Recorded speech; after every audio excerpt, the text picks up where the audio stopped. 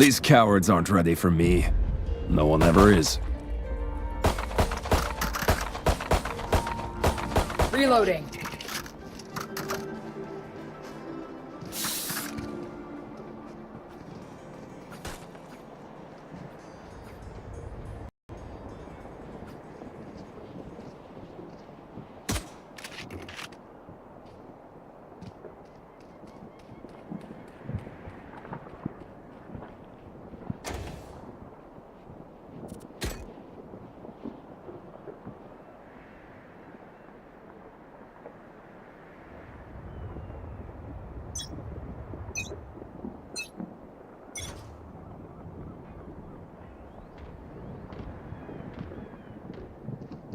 It's a...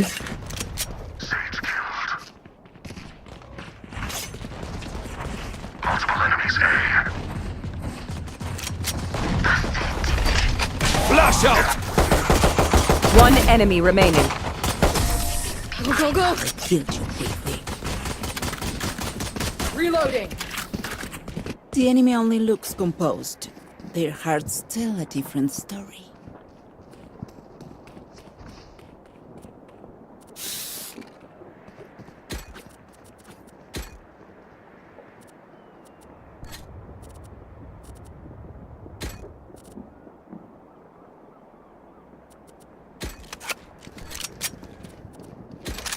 I'll give their sage something to heal.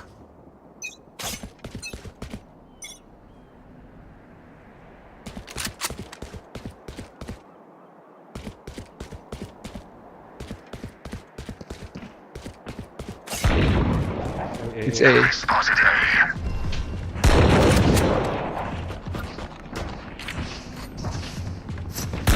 Silence. Reloading. You're nothing. Cover going out. Blinding! Enemy spot.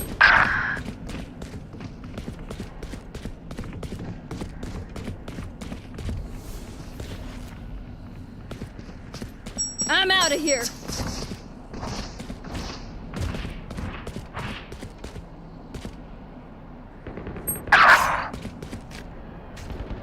Nice try.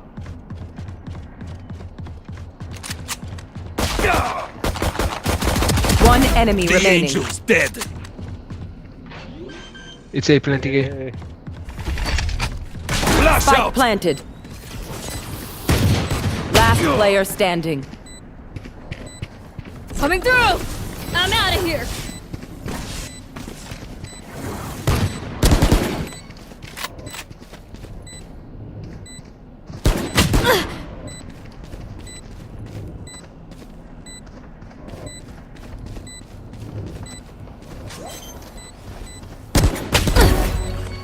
Nice. GG. All right, back to it.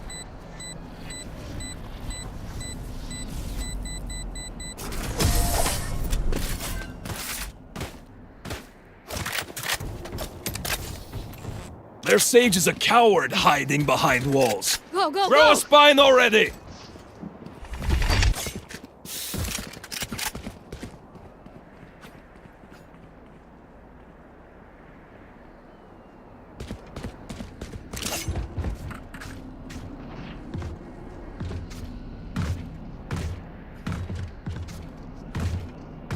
Let's kill this competition.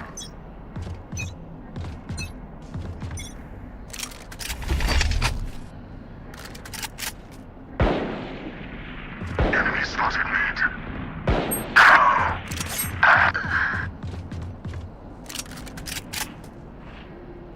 Smokes on B, B, B. Blinding. Spike down B. Behind, Last behind, player behind. standing.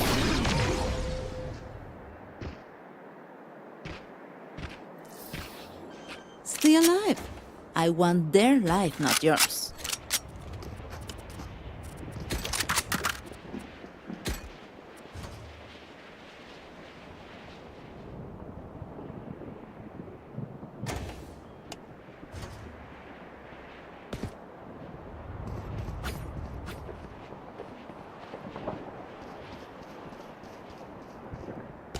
Gotta go.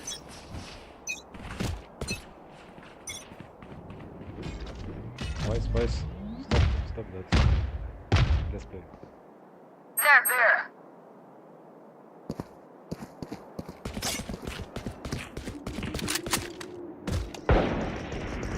Enemy spotted mid. Enemy spotted mid. Blinding. Enemy B.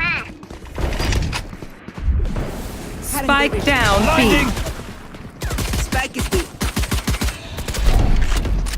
Enemy spotted B. Flash out!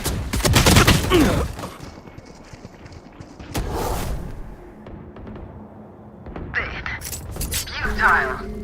Flashing. One enemy remaining. I'll send flowers. We're finding our feet. Excellent.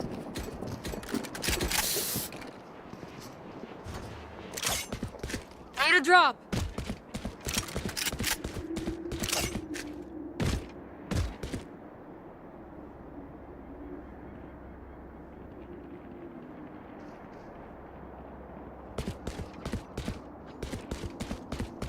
Take 'em. Now we wait. Rip and tear. Flash placed.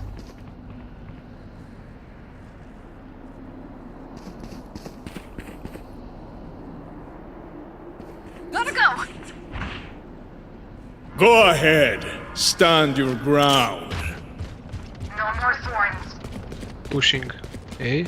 Joke's over! You're dead! Enemy spotted A. Enemy A.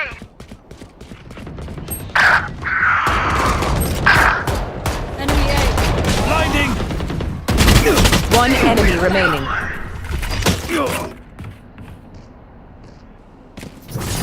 Blind.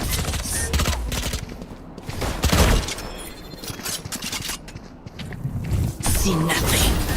Last player standing. He's damaged.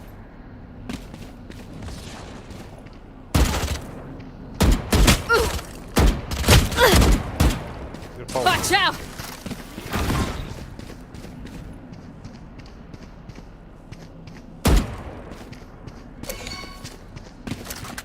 Coming 30 through. seconds left.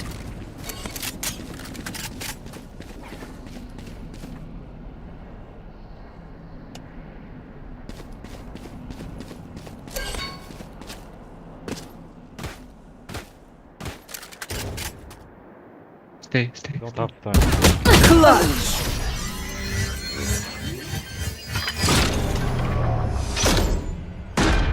Remember, bullets hurt.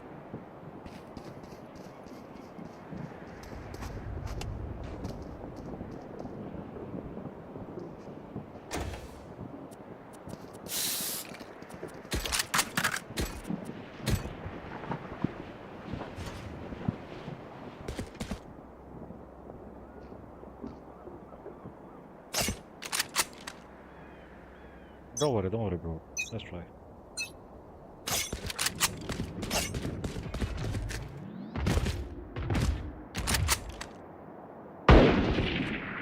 Enemy spotted mid. There.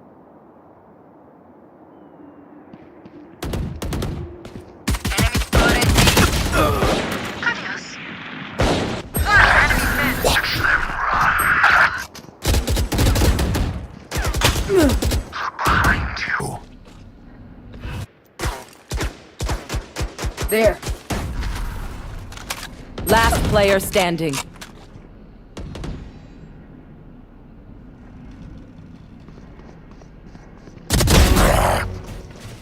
Spike down B. Cover going out. Can't use that. Can't use that. No.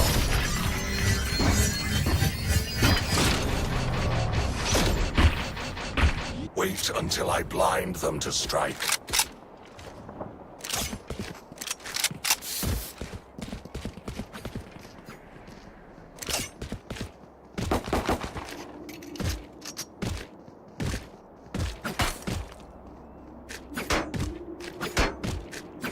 Now we wait. Flash placed. Stop them, please. Thank you.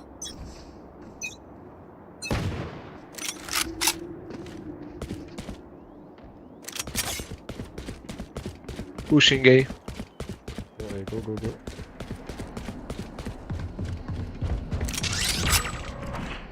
Joke's over! You're dead! Flash out! Many enemies A. Bring me the arsenal!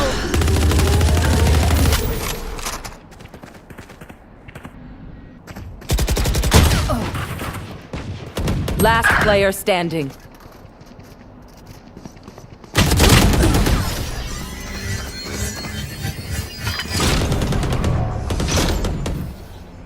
Please stay alive.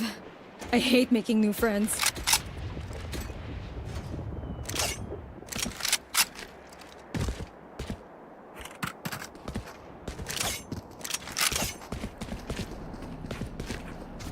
Go, go, go!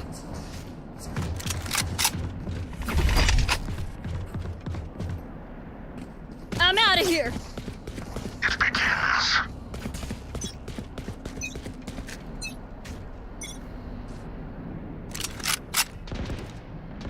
Enemy spotted mid. They are mid. My ult's ready. Swords activated. VVV. Blinding.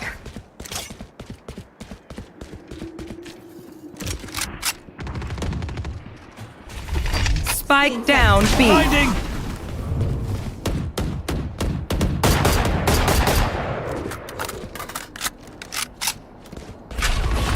Concussing!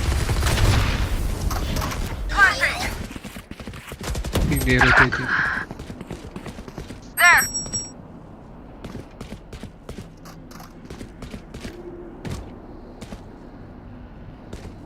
Spike planted. Reloading. Enemy mid. Enemy mid. Flashing!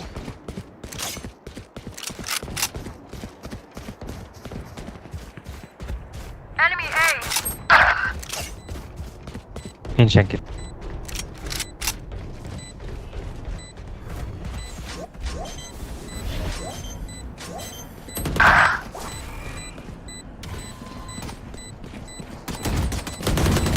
Reloading. One enemy remaining. Reloading. Last player standing. Clutch.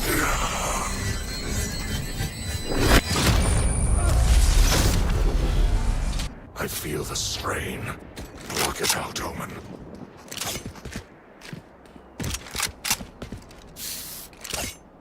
Right there.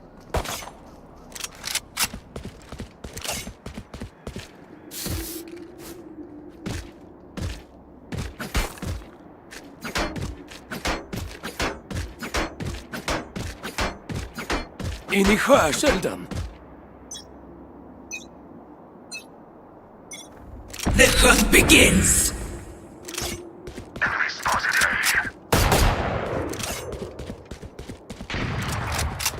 Enemy spotted me. Sword down. An ace.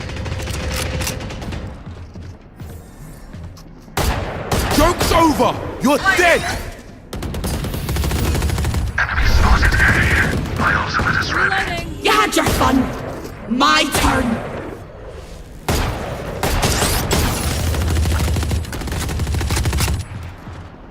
Flasher destroyed. Go away. Swords are alive.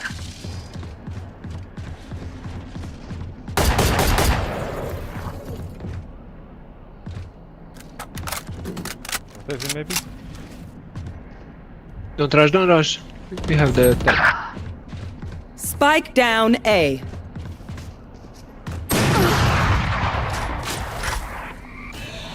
Let's go!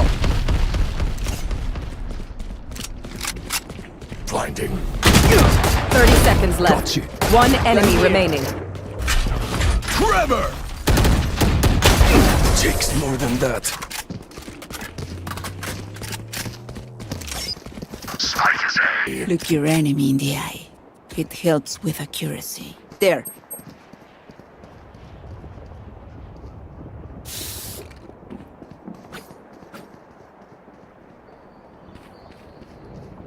Gotta go!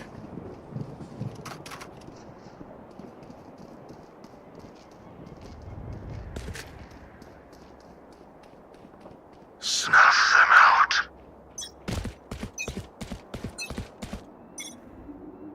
There. Enemy spotted mid.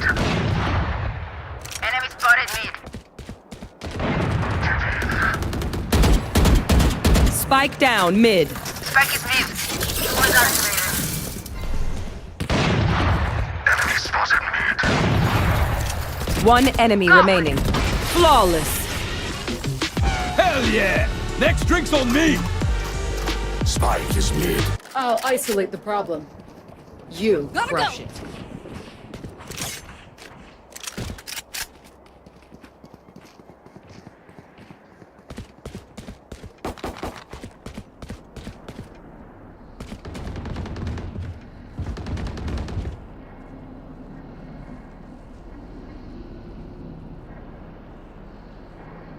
Embarrass them.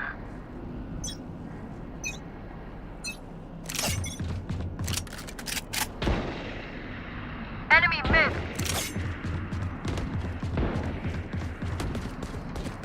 Enemy mid. There.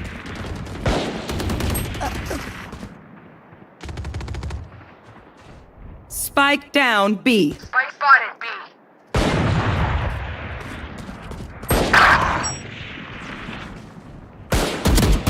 Flashing. Enemy spotted B. Further alive.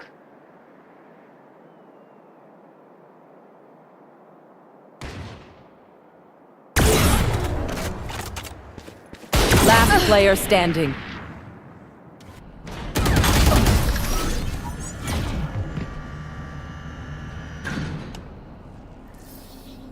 Last round before the switch. No point saving. Spend it all. Go, go, go!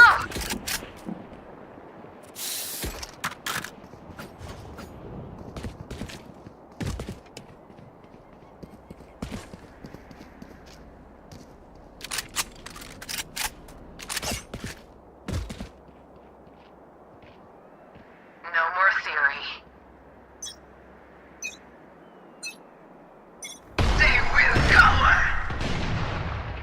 Enemy mid! Enemy spotted A.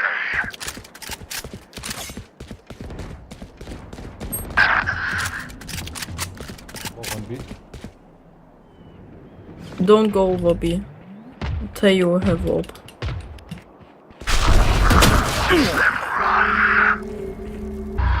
Enemy spotted mid! My ultimate's ready. Stealing sight. Enemy spotted mid.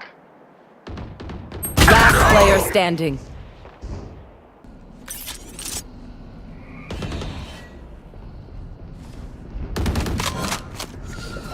Bring me the arsenal! Spike planted. Please.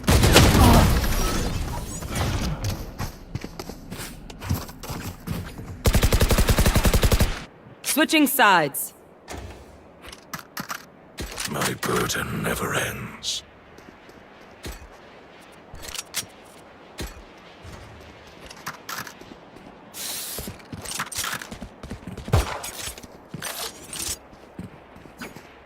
Gotta go!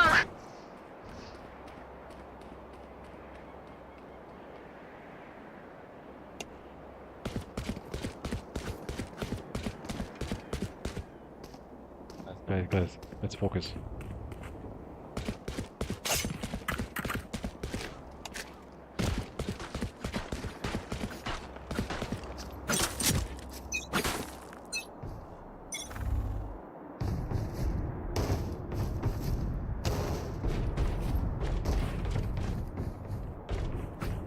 I'm out of here!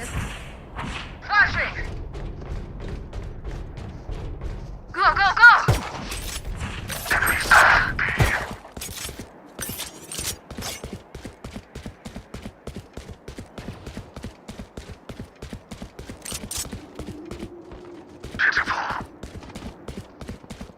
defender spawn.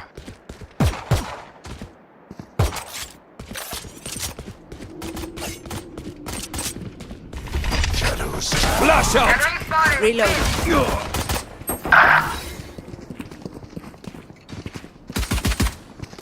Last player standing. Spike down B.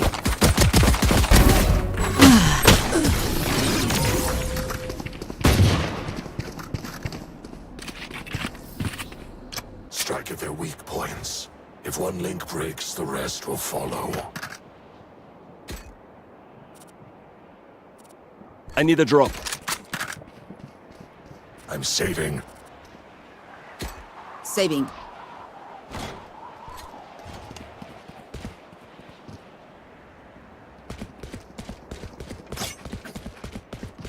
I will rip their hearts out.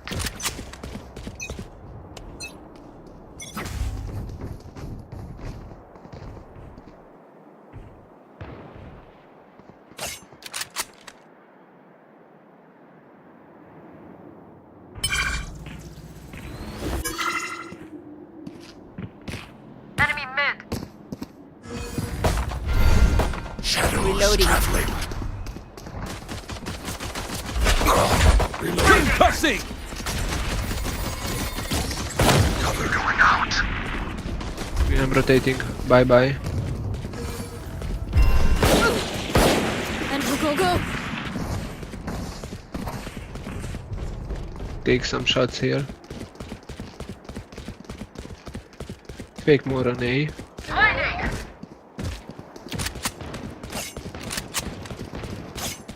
Flash trap destroyed.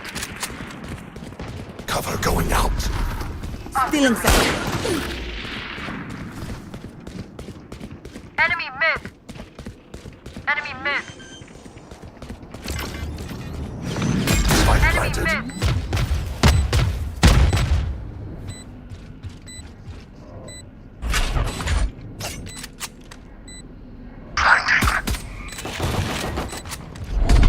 Shadows traveling. Smart move. Enemy B. One enemy remaining.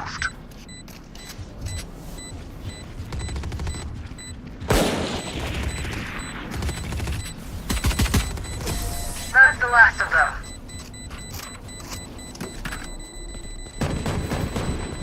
They think they know pain.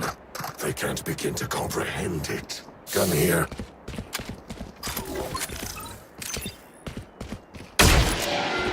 Gotta go!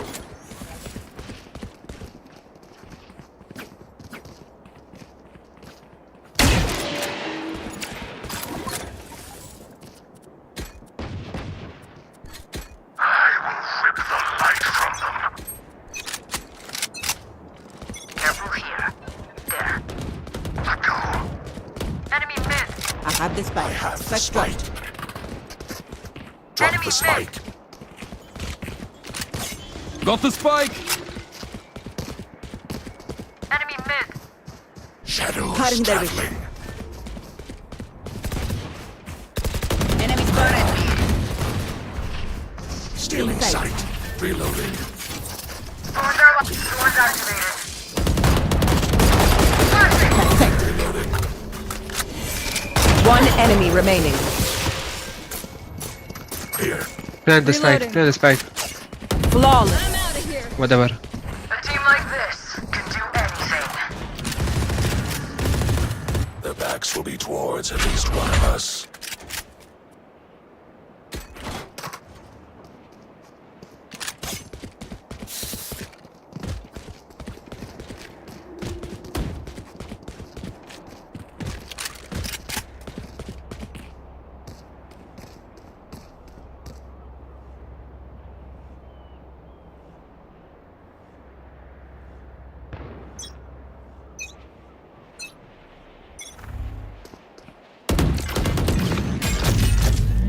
Reloading. Cover going out. Trevor! Careful here.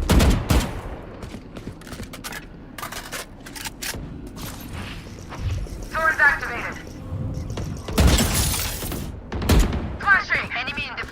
fun.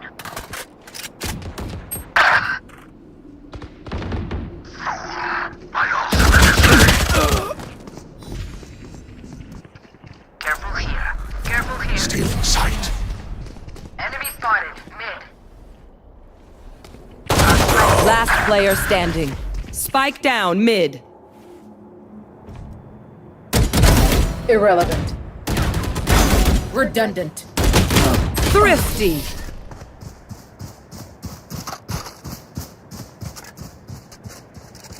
I'll do my job, you do yours. Gotta go!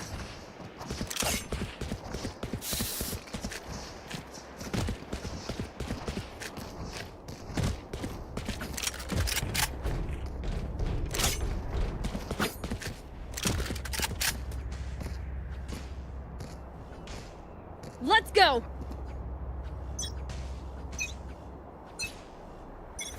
They will cover.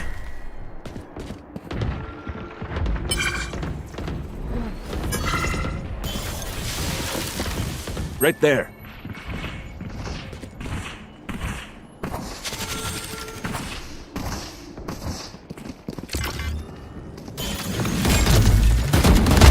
Reloading.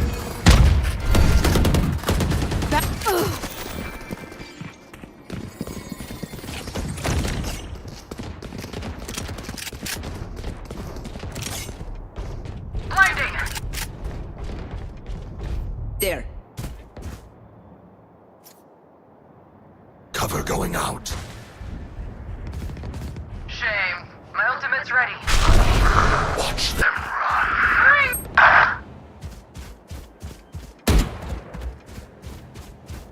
Spike planted. Parasite.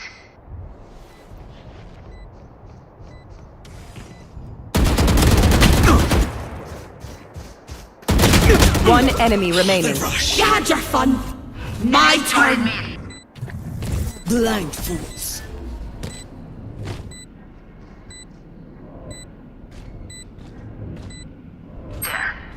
One enemy remaining. Joke's over! You're dead! Blinding. Enemy spotted. Shadows traveling.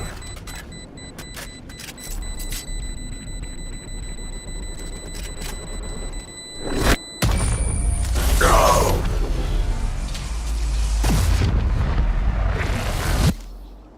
They're just batteries.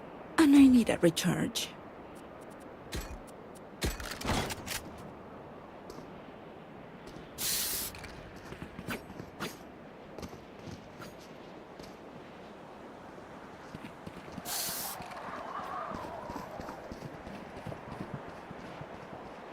Gotta go! I'll show them. Lintik kayo. The hunt begins. I have the spike. Drop the spike. Blinding. Just die. I have this bike. Cussing! Feeling better. Last carrier's player dead. standing. Spike down B.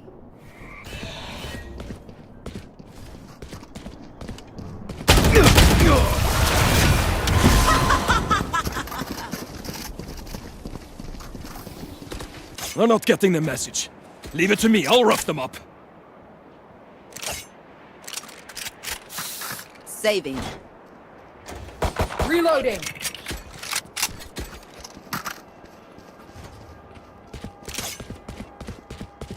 Saving. Launching thorns. I am everywhere. Launching thorns. Blinding prepped.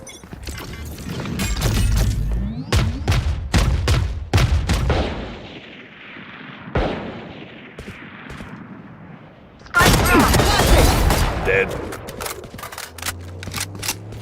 I have the spike.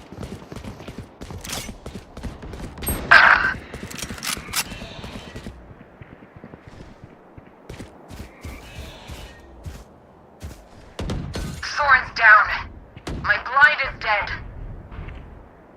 Shadows traveling. There. Reload. Cutting the reach. My ult ready. Trevor!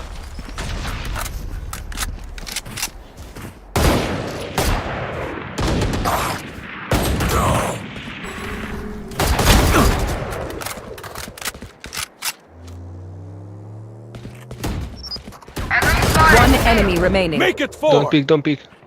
Spike planted. Blinding!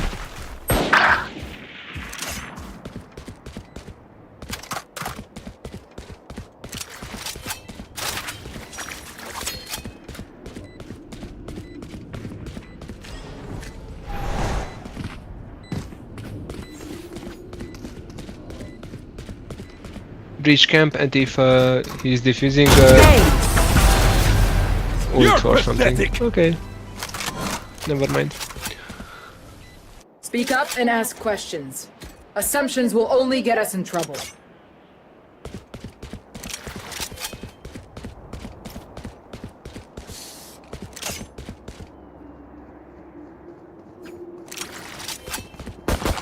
Reloading.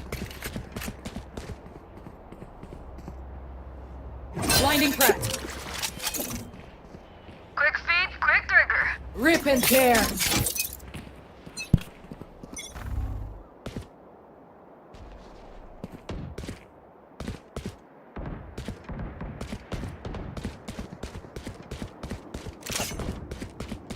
Go ahead. Stand your ground.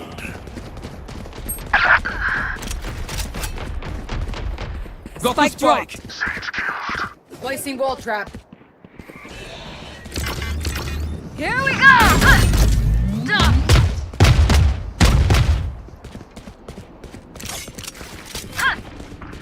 There. Shocking! Flash out!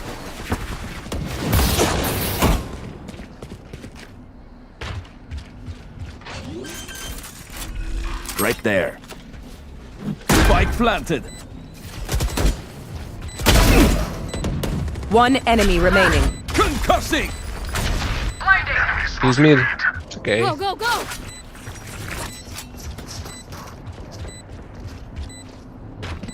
I'm out of here.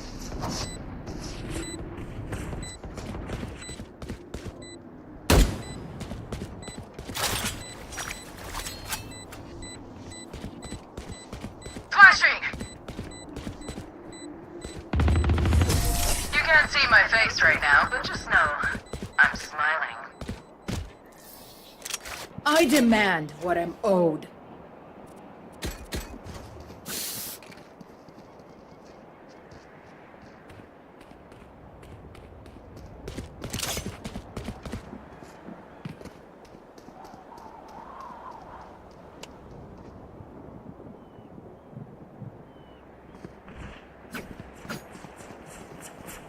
Reloading.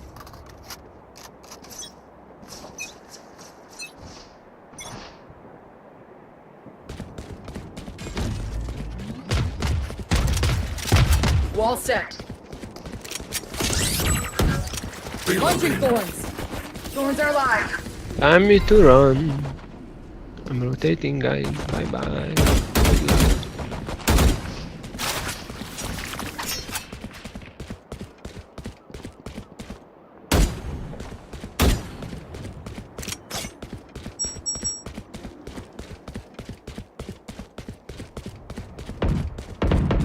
Many enemies mid. Blinding. Enemy mid. Spike planted.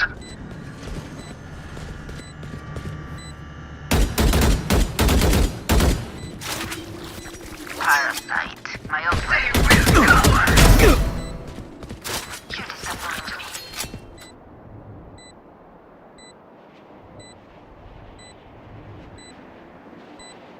One enemy remaining. Resource. Wounded. I'm still hungry. I'm I'm the last thing they'll see before they die. Lucky them.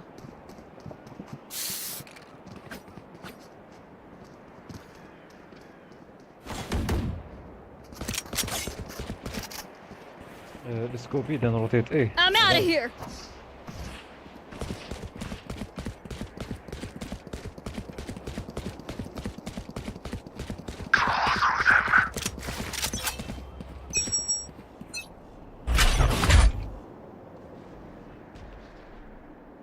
Trevor!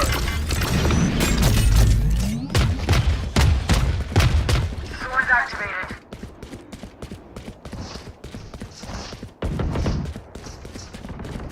Disappear. My ultimate is ready. Don't resist. Sage on the wall, Sage on the wall. Wiped. Enemy mid.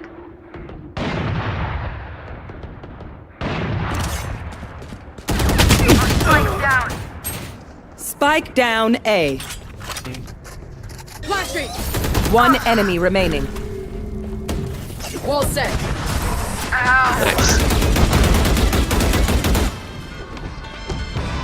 Not ready yet. Match point. Put Go, them go. to sleep. Reloading.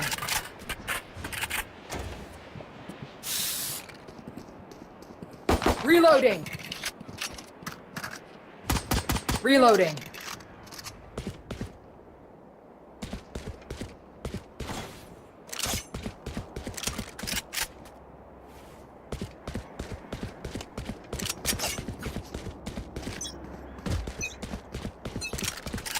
Cover going out. Flash I place. will ult. Flashing! Shadows traveling. My blind is dead. Concussing! Placing wall trap. Enemy spotted mid. Swords activated. Swords are live.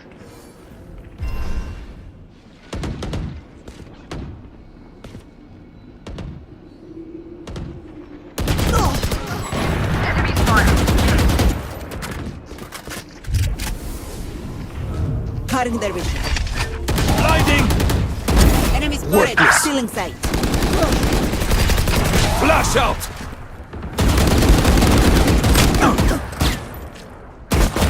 One enemy remaining. He's The A. last one's mid.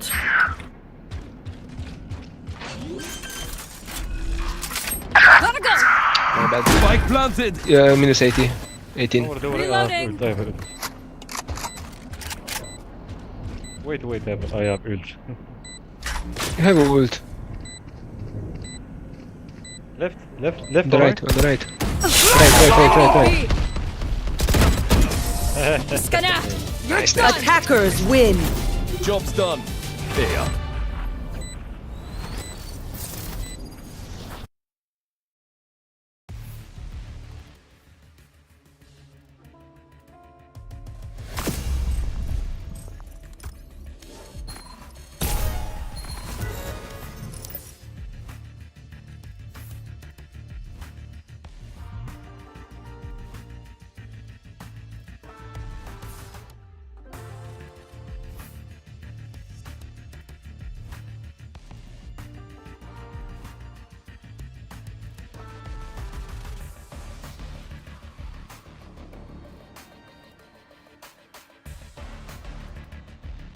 And oven-like.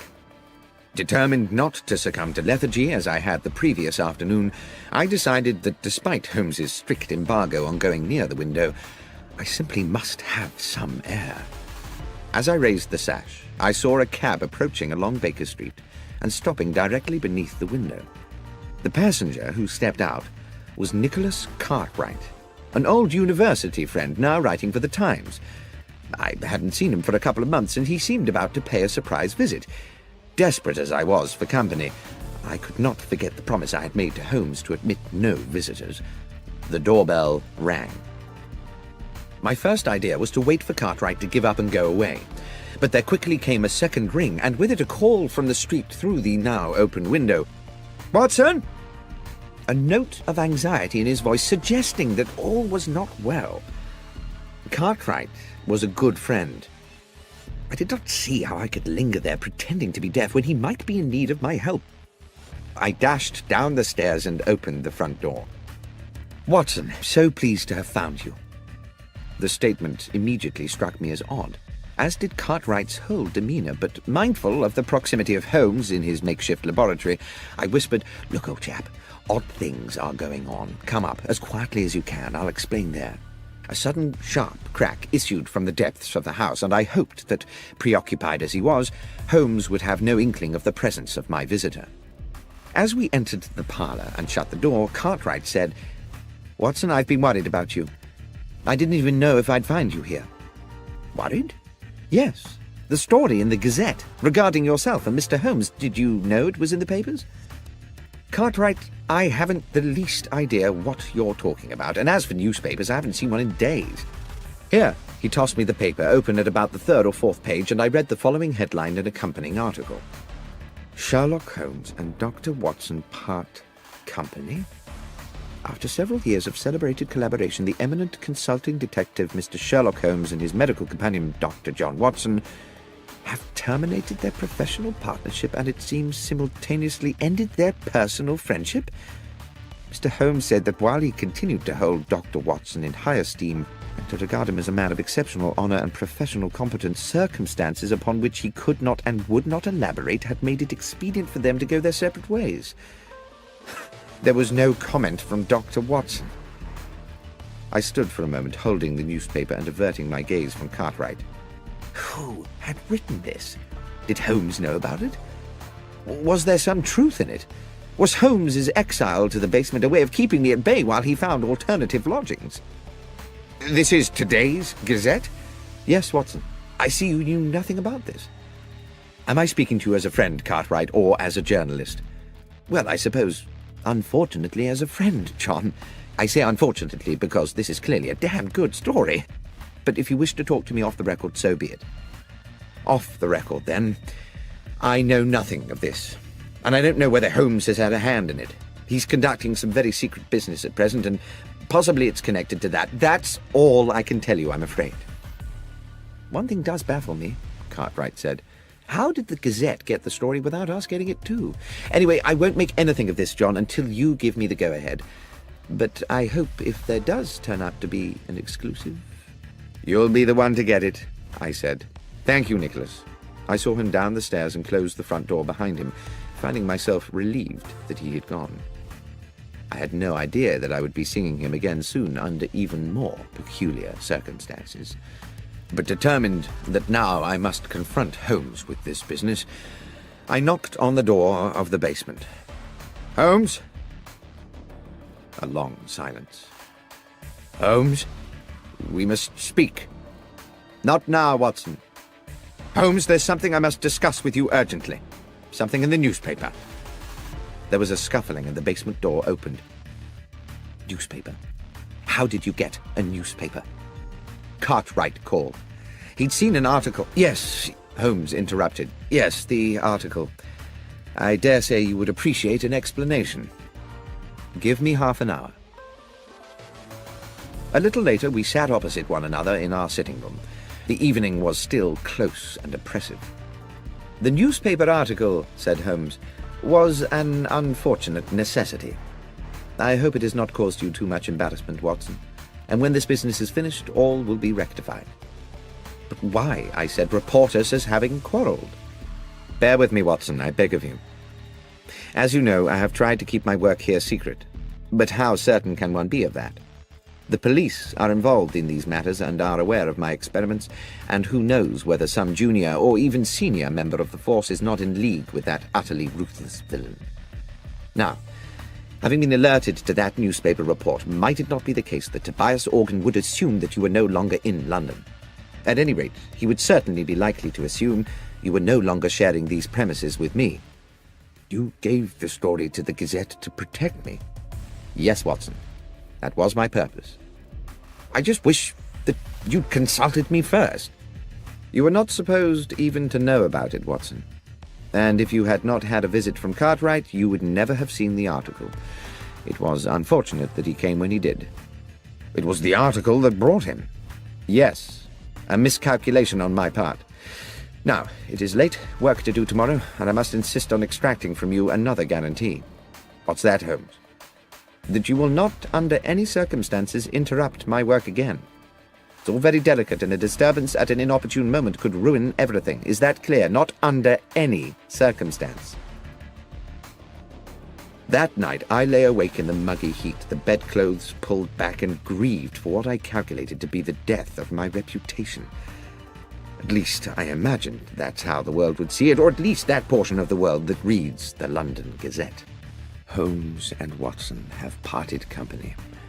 But there is no comment from Watson, only a nobly worded valediction from the great detective. Such bitter thoughts polluted my restless waking and tormented my subsequent dreams. And added to all this, there lay a sense that things were still not clear, that something crucial remained unspoken. I woke early, but exhausted. Without going near the window, I took in what I could of the wakening day. The street was quiet. I dressed slowly and descended to the kitchen to find something to eat. The rattles and sharp cracks of Holmes's experiments had already come to life below in the basement, and I wondered whether he had even bothered to go to bed. I was making a pot of tea when the doorbell sounded. The noises from the cellar did not pause, so I assumed that Holmes had not heard the bell. I could see nothing of the front of the house from the kitchen, but after I had taken a few steps up into the lobby, it became clear by means of a side window that the visitor was once again Nicholas Cartwright. I went to the door and admitted him. Cartwright? What's going on, Watson? What do you mean? I mean, what game is being played here? Cartwright? I've no idea what you're referring to. You better come up. He was, I could tell, steaming with anger, though I had no idea what I could have done to arouse it. He would not sit. He stood with his arms behind his back, a man preparing to deliver an accusation. You told me you were inescapably confined to this house? Yes, Cartwright, and so I have been. This is the third day. Excluding yesterday night, you mean? No. I was here yesterday night, too, tossing and turning in my bed at the thought of my ruined reputation. Watson, see here. Yesterday you prevailed upon my friendship by confiding in me matters which, as a journalist, I considered more than worthy of publication. Had I known that you were deceiving me, Cartwright, you have my word, I was not deceiving you. I have not left this house since Monday afternoon. So, you have a twin brother? No, I do not. Then please explain to me, who was the man outside the restaurant at Marylebone Station at 5 past midnight? I take it he resembled me. More than resembled. I do hope you're being truthful with me, Watson. I could see that his suspicions were not allayed. I even began to wonder whether my restless period of waking the previous night had itself been a dream, and whether I had been sleepwalking. Such things are possible, I know, and the heat, my fatigue, and the events of the last days had left me so baffled that in that moment of confusion I could not entirely rule it out. What happened, he said, was that I was walking through the station concourse when I spotted you by the wall of the restaurant, which by then was closed, talking to a man in a brown felt hat. I would have approached you, but when I caught your eye, you cut me as dead as if you didn't know me, and I assumed your conversation was of some importance. The more I thought about it, the more I thought it was a poor way to treat a good friend.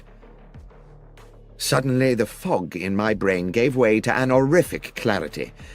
I knew that I must rid myself of Cartwright at once. Thank you for telling me this, I said. It is of the utmost importance. But Nicholas, and I pray you won't take this amiss, I must ask you to leave. To leave? Please. This is a fearfully serious business. There is real danger. You're not just trying to get me out of the way, Watson. That's exactly what I'm trying to do, Cartwright, but for a very good reason. Believe me, you will have your story. Very well, John. Very well. At the front door, he patted me amiably on the shoulder. I shut the door on him and leaned against the wall, trying to get my thoughts in order. Holmes had instructed me not under any circumstances to trouble him again. Yet this situation was possibly critical. If Tobias Organ had hired some impersonator to look and sound so like me that even Cartwright, who had known me for years, could be convinced, then Holmes might also be deceived, and then what power they would have in their hands. If I could not speak to Holmes, I could at least alert him by other means. I ran up the stairs with the idea of writing a note which I could slip under the basement door. But as I reached our rooms, I heard a cry from the street. my critters have the Without zoomies thinking, right I ran to the parlor Everyone window. watch your step. 100 yards southwards along Baker Street, 3 men were struggling. 2 of them were bundling the third man into a cab against his will. It was Cartwright. I dashed down the stairs and ran into the street. The driver of the cab had already whipped up the horse and moved off at a lick, but I gave chase, fury and outrage fueling my progress. I pursued them for a good half a mile until eventually they outpaced me and I stood gasping for breath outside St. Vincent's Church. I sat on the pavement. I needed Holmes's help. The transgression of a broken promise was a trivial thing, surely, in the context of this appalling incident. I would go to him immediately. Aware that, in the haste of my pursuit, I'd left the front door of the house open, a new anxiety overcame me. Clearly this kidnap was the work of Organ's ruffians, and who was to say that they would not take advantage of an open door? I trotted as briskly as I could back to Baker Street. But the door was no longer open. And on such a close and windless day, I thought it unlikely Last player standing. by a draft. The horrible thought occurred to me that someone may have already got it. And then everything seemed to tumble into place. Cartwright's abduction had been intended to draw me out of the house so that the man masquerading as myself could gain entry. Holmes would be unaware of this. He would eventually open the door of the basement to his assailant and, believing it was myself he was admitting, would offer the easiest of targets. I'd left the house without a key, but I knew there was a possibility of access via the rear of the terrace. This entailed my knocking at the door of our neighbor, Mrs. Harben, an elderly, amiable woman who seemed happy to allow me access to the rear of the building. Here I was obliged to scale a wall to the yard outside the back of our own dingy basement, the front room being that which Holmes had taken for his makeshift laboratory. There was no light within. I opened the door with infinite slowness. The noise of Holmes's experiments seemed to have stopped. The door that connected this room to the front part of the basement was 6 or 7 short paces away, but it was too dark to see whether the bare floorboards were liable to move and groan when I stood upon them. I tested each step before lowering my weight and moved with the floating motion of a rather overweight pantomime artist. 1, 2, 3. Then there was movement behind me. A hand was clamped across my mouth and an arm locked around my throat. The grip was expert. I could not breathe or move. The hot breath of my assailant in my ear whispered, "Doctor, I'm out of here. I'm going to release you and you'll turn round slowly and Reloading. I'm out of here. end, if you understand." Last player standing. I reached up to the hand around my throat. Heads up. Obediently, I tapped it. The arm released me, and as quietly as I could, I took a deep breath of air, turning as I did so. Gotta go. Straight. Shh. Yes, Doctor. Wasn't expecting you here. Or rather, in a sense I was, but since you are just about to arrive, I wasn't expecting you to come in the back way as well. The policeman Vibe check, smirked feeling at good? his little conundrum. Hope so. Will you explain to me? I began. What on earth you mean? Not now, Doctor, he said. Glad you're here, though, sir. An additional pair of ears. Up close to the door now and listen, it won't be long. It was indeed less than a minute before we heard the door from the front of the house opening into the laboratory, and the arrival of what sounded like 2 men. The door was closed with a thump, and a gruff voice said, "So this is it?" "Yes, this is where he's working." There was something familiar about that second. Go, go, go! "And he won't be back for a while." "No, half an hour, I should think." At that moment, with a shock, I recognized the other voice. It was my own. I turned to Lestrade again, but he just put his finger to his lips and indicated that I should continue to listen. "So what's the plan, then?" asked the gruff voice within. "To match the bullet that killed Max Zimmerman with the ones from your gun," said my voice. "The police know you killed him, Spike down but they need A. Holmes to provide them with evidence that will convince a jury." Evidently, I thought, The gruff character is Tobias Organ. I heard him pace about, then spit noisily.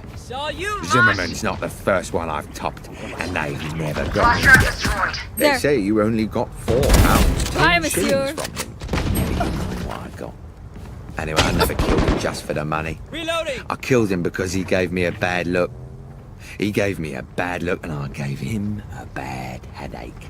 A bullet right. One enemy remaining. Now, let's deal with this little problem. 30 seconds Suddenly, left. there was a tumultuous crash, as if one of the walls had fallen in. "In we go, Doctor," said Lestrade. He pushed the door hard, and we rushed into the laboratory where Organ had kicked Holmes's equipment flying in all directions, and where, to my amazement, Last I player saw that he was standing. now being attacked by myself. A perfect duplicate of me cracked him a right 10 hook, seconds then a left left. hook, and then felled him with a blow to the side of the head.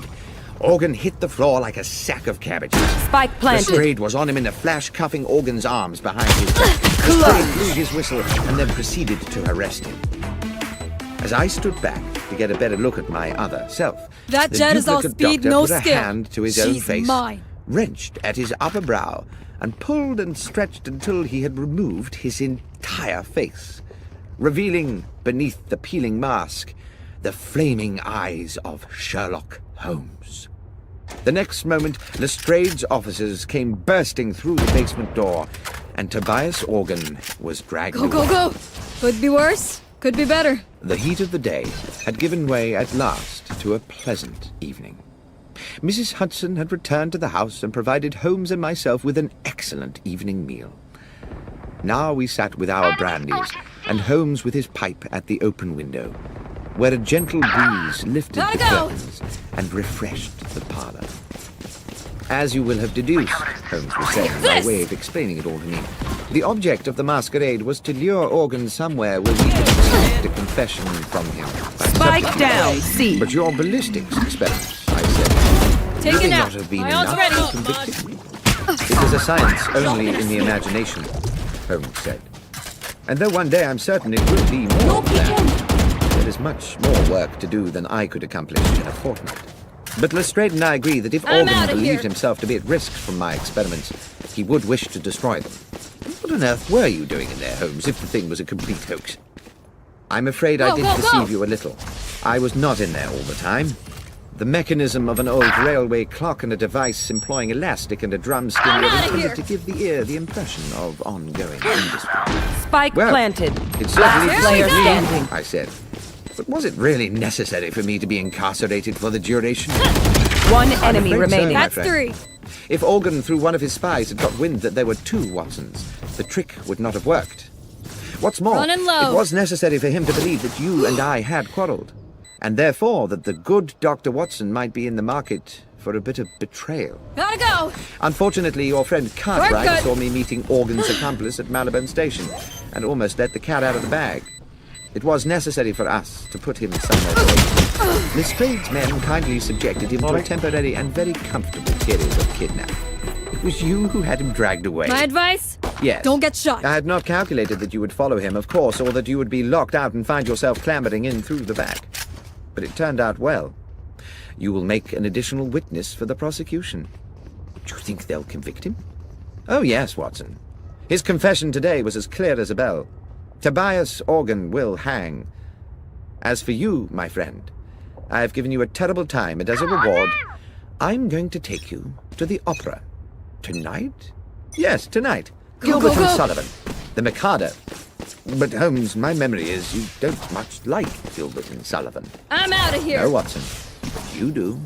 And besides, I have to confess to Go, having go, a soft go. spot for the Lord High Executioner. I'm out of here. Gotta go.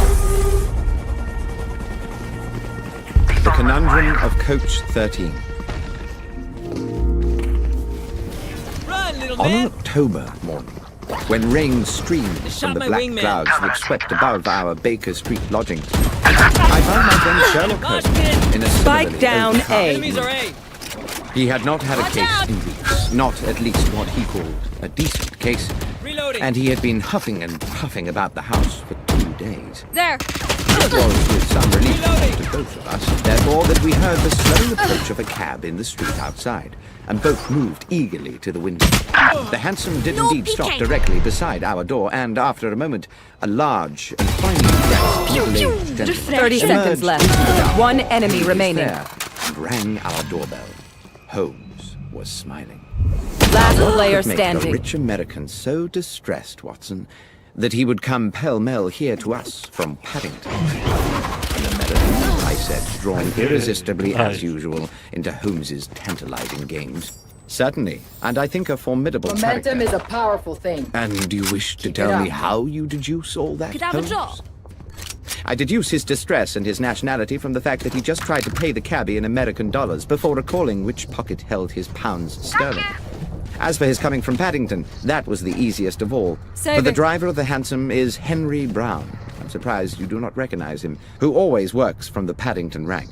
As ever, Watson, I apologize for the banality of Gotta these go. observations, but you did ask. By now, there were out footsteps of my on the way. stairs as Mrs. Hudson escorted go, go. the visitor to our apartment. While I inwardly delighted to note that my friend had retired his amiable best in anticipation of a Watch new out! I'm challenge, out of here. but it would be a challenge worthy of his powers and his pent-up energies. No sooner had the door opened than the huge, rotund figure of our visitor, bright in a cream suit, burst into Spike the room planted. like an actor onto a stage, determined to establish his character instantly. Mr. Holmes! Ooh, the American voice, as both his arms swept forward to grasp my right hand. Benedict Masterson, what a great privilege to meet you. Delighted. But I am Last Dr. player John standing. Watson, Up top. I replied. Somebody This go get is him, Mr. buddy. Sherlock Holmes. Saw With you, equally boss. booming apologies, he bowed and turned to my friend. I'm out. Ah, Flawless. now I see. Unmistakable. Unmistakable. The impression given was that he had found the first Sherlock Holmes of his acquaintance a little short of his expectations. Mr. Holmes, I wish to ask you to act for me in a business both mysterious and distressing. You had better sit down, Mr. Masterson, said Holmes, Go, go, go! and tell us everything. And having settled his cream-covered bulk into an armchair and accepted a cigar, on which he continued to puff anxiously as he spoke, the American told us his story. I am a dealer in gold, gentlemen. Gold has been my life. My father owned small mines in Nevada, which gave us a comfortable living. In my turn, through judicious trading, Gotta go! I've made these assets yield a fortune. I came to London last week because your own Bank of England had made an order for a substantial quantity of gold outta bars here. to boost its reserves. The bullion was shipped in a Bristol harbor and transferred yesterday onto a chartered London train for transfer Spike to the planted. bank. I have been in London doing the paperwork, of which there is, let me assure you, no small amount. And I went to Paddington this morning to meet the consignment. The train was there, the gold was not. This! I see, Last player said standing. Holmes. Stolen. Undoubtedly. How much? We're talking 4 or 5 millions, Mr. Holmes. That's a large loss. Is the gold insured? Indeed it is, but you know insurance companies, Mr. Holmes. They are ever suspicious. And the circumstances of the gold's disappearance are, to say the least, rather strange. The details, Mr. Masterson, said my friend. Go, go, go! If you please. Well, continued Masterson, tapping a thick cylinder of ash into the ashtray. I'd asked to commission a special, an overnight train, and also insisted that it be discreet, not armored or escorted, or in any way having the appearance of a specially secured conveyance. I was offered the charter of a passenger train which returns empty from Bristol to London Go, once go, a go! week, and which railwaymen jokingly call the bad luck special. Not because anything has ever happened to it, but because it normally consists of 13 empty passenger You want to coaches, play? Let's as play. indeed it did on this occasion. I insisted that the gold be packed in steel containers, each locked with a unique key. You will appreciate that gold itself, gentlemen, is a weighty metal. Doors are So each box contained only as many bars as would enable the containers to You be will carried. not kill my In allies! order to prevent the possibility of them being removed from the moving train, I ensured that while they were small enough to go through the open carriage door, they were too large to pass through the windows, even with the windows slid down to their largest aperture. I then arranged for the doors of the bullion carriage to be locked from the outside so they could not be opened until the train reached London. The train was empty then, apart from the driver and fireman of the locomotive? No, Mr. Holmes. It is railway practice for all trains to have a guard. Practice I was very happy to comply with, since it meant my consignment would have an overseer throughout its journey. And to this end, all the steel cases were loaded into the last coach of the train. Coach 13, where the guard kept constant watch. Spike down, C. Employed for the job. One enemy remaining. Mr. John Lyons, a mature and trusted employee of the railway company. Just simple economics. Mr. Masterson stopped I'm and kidding. smiled. I'm terrible with money. One I downside to inquired being whether immortal. he had ever worked on the French happily did. railways. Guard Lyons, do you see? Guard de Lyon. Holmes smiled politely and nodded. Oh, forgive me, gentlemen, I could never resist a pun. To continue, the train left Bristol at 3 this morning, as scheduled. But when it arrived at Paddington at 6, the steel boxes Need of a drop. gold were gone. Mr. Holmes, this was an impossible robbery. The train stopped only once for a minute or so to take on water. Hardly time to unload a single box of bullion, let alone 100 of the darn things, weighing in at 150 pounds apiece. And the guard? Asked Holmes. Lyons claimed that he fell asleep somewhere into the journey and woke to find the bullion disappear. He's being held at Paddington along with the driver and engineer, but all ardently protest their innocence. And with regard to other suspects, can you think of anyone in your organization who might Spike be inclined to planted. take advantage of it? Masterson pinched his lips and looked embarrassed. Well, if I may confide something to you in the strictest confidence, my estranged wife, Laura, There. still Take has this. shares in the company. She believes that she should have more. Some bitterness in this regard. Gotta go. However, I know Laura well enough to doubt. One enemy remaining. My friend. Last player standing. Thank you, Mr. Masterson. I will certainly take the case on. Would you be so good as to wire Bristol and inform them that Dr. Watson and I are on our way? This is I will, bullshit. sir. You mean to go there today? Clutch. Indeed, yes. As soon as I have made a check or two at Paddington Station. Well, I surely thank you. I can think of no better hands in which to leave the case of the bad luck special than those of Mr. Sheer Luck Holmes. Ha! Holmes did not smile. I never leave anything to chance, Mr. Masterson. Perspicacity and reason are the tools I employ. Forgive me, Mr. Holmes. As I say, I am fatally attracted to puns. We will keep you in touch, Holmes, Go. with all developments. Within half an hour, we were at Paddington. But before boarding the Bristol train, Holmes wished to make certain that the so-called bad luck special was secure. The train had been shunted into a siding, and we were relieved to I'm find that outta police here. responsibility for the case had fallen to Inspector Stanley Hopkins, a young but ambitious detective with whom Holmes and myself had had numerous dealings in the past. Hearing that we were being engaged by Mr. Benedict Masterson, the inspector agreed to watch over the train and make sure it remained undisturbed until our return to London. It was Spike still planted. raining when we arrived at Bristol, where we met Last the player station standing. George Willis, a venerable man in his 50s, who gave the comforting impression of having been in his job for a lifetime and knowing the whole business inside out. Willis had been on duty the previous night and took us directly to the goods platform from which the bullion train had left. Though he did his best Ineka, to be don't of get assistance, stabbed. Bad way to he go. looked painfully weary. I apologise to you gents for my appearance, he said. But I was on night shift last night, seeing out the special. I was just about to go off when the message came from London about the theft, so I've not yet been home to bed. We won't keep you long, Willis, Holmes said. I understand you were here when the bullion boxes were being loaded. I was, sir. I supervised them myself. I'm Whilst outta them here. being lifted into the guard's carriage Get at out this of my very way. spot, before I sent the signal to bring in the rest of the train. The guard's coach was not connected to the train while it was loaded. That's right, sir. The rest of the train was shunted out of the siding and coupled up just before she was due to leave. And who brought her in? taken out. Tommy Marriott, the engineer, and his fireman, Pat McGlinchey. Old hands? Not quite so much a fixture as myself, Mr. Holmes, but they've been around the best part of 10 years. Back They're up! sound men. Good. Now, if you'll bear with me a little longer, Willits, I'd like to ask you a little more about the gold itself. How many men were involved in loading the carriage?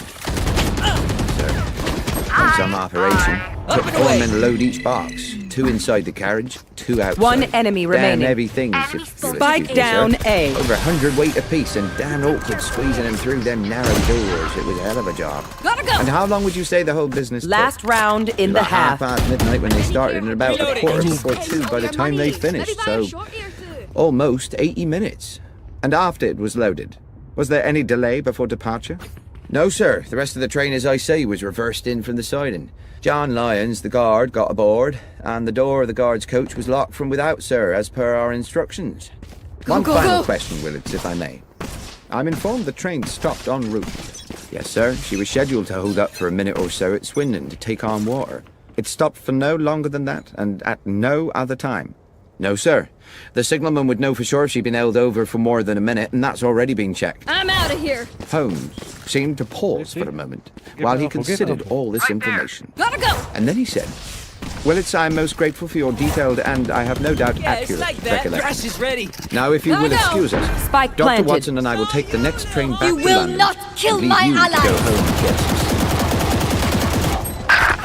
Inspector Hopkins was at hand when we arrived, and Holmes immediately requested that he arrange for us to speak to the railway who had commandeered Last player on the standing. previous night.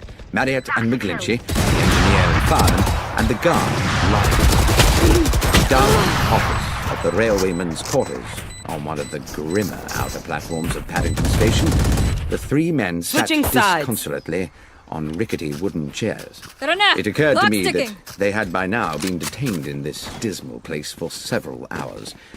And when Holmes and I were introduced to Lyons, he Now we barely had wait. the energy to nod to us. But he did Go, speak. go, go! His words almost drowned in the muffler which half covered his mouth. I dare say you think me a thief, Mr. Holmes, from what you'll have heard. I'm not, sir. But what I have done is derelict my duty, so maybe I deserve what's coming.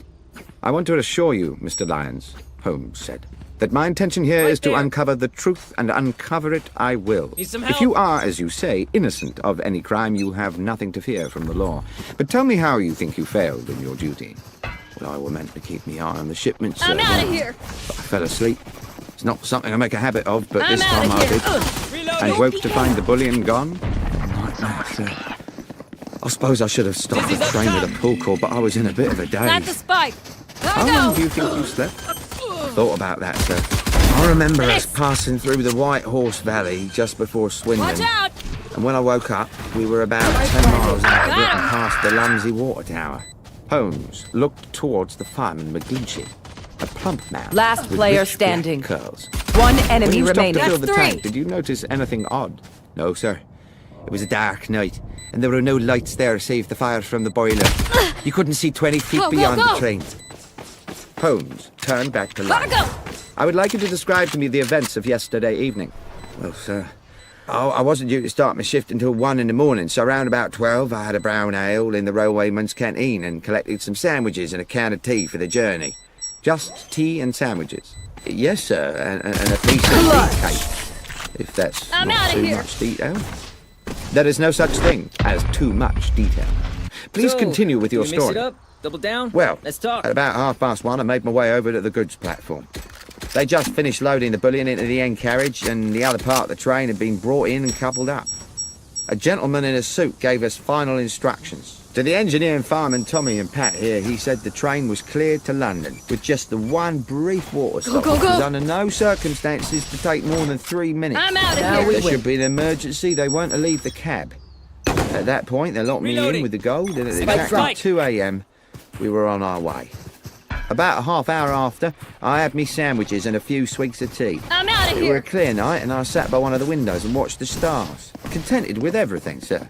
That's when I must have dozed, and, well, what happened after that? Reloading. Thank you, love. Then he turned to young Inspector Hopkins with a new gleam in his eye. If we may, Hopkins, I should now like to inspect the train. We made our way along the track to the engine shed, and after checking the locomotive, searched through each of the 13 coaches whose number I carefully tabulated. One enemy remaining. Until we arrived at the last, the guard's coach, in which the gold had been transported. Now I have been assured, Holmes said to Hopkins, that the doors of this coach were locked from the outside for the duration of the journey. Got the spike. Yes, Mr. Holmes.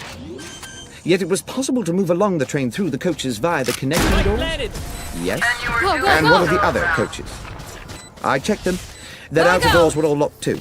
But it would have been impossible anyway for the thieves to have moved the containers along the train to jettison them from another carriage. The boxes of gold were too big to pass through the connecting doors.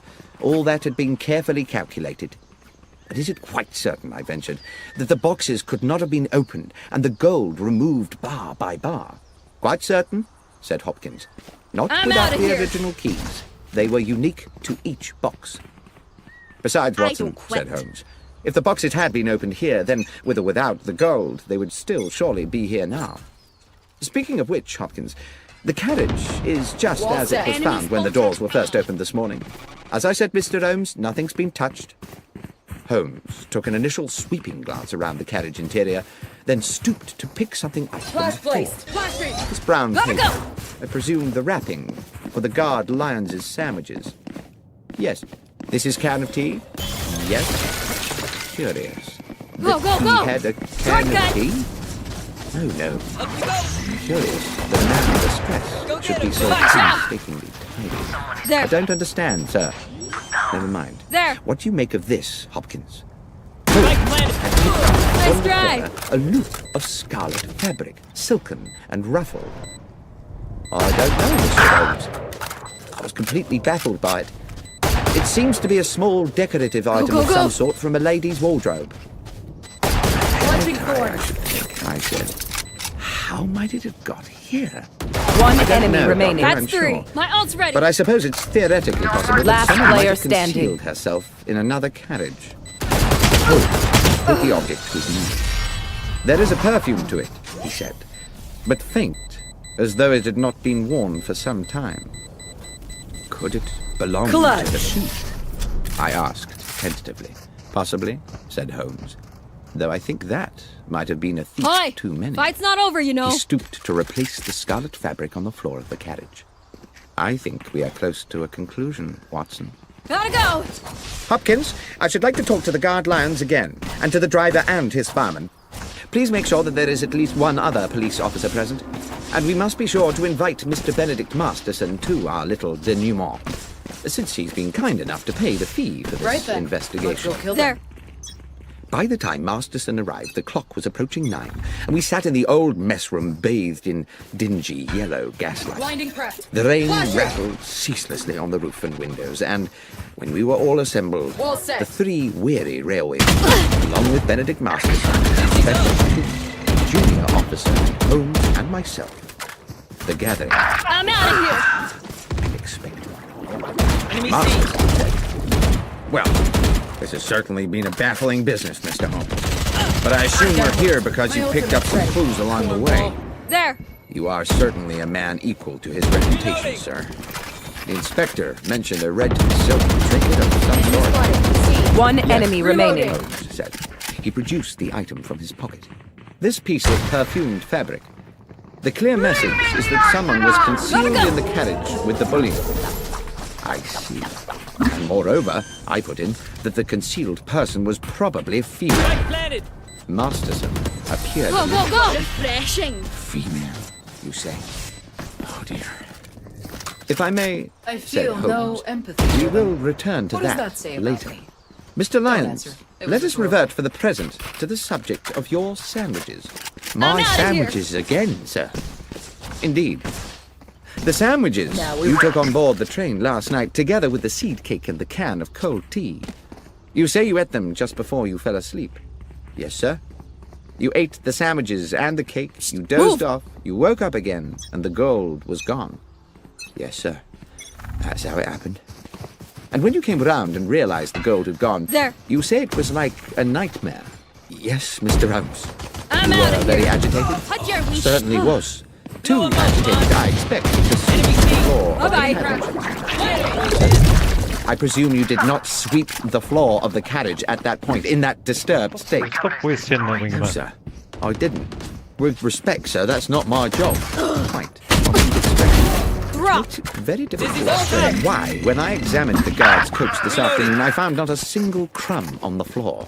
Now, can anyone One here enemy tell me how remaining. it's possible to eat several Go, go, go. sandwiches and a slice of seed cake without dropping a single crumb? Or, come to that, a single seed? I promise you, sir, what I said about my supper was true. I remember exactly what I brought and Control the exactly space. what I ate. Control their choices. I have no doubt of that, Mr. Lyon. I need this. Then what, sir? My point is merely that you were obviously My not in thanks. Coach 13 Gotta go. when you ate the sandwiches. Now we wait. On my honor, Mr. Holmes. I swear I was. Oh, you were in a carriage, certainly. There. But you were not in the carriage in which your sandwich wrapper was found. The coach where you ate your supper, the coach with the bullion, There. never made it Spike's to here. London. Mr. Holmes, this is confusing, began There. Masterson. Holmes interrupted. On the contrary, Mr. Masterson, it's very Get clear. out of my way. The coach containing the gold was Close, uncoupled from the close. train when it stopped for water, run into a siding by those awaiting it, and unloaded on its cargo at their leisure during the night.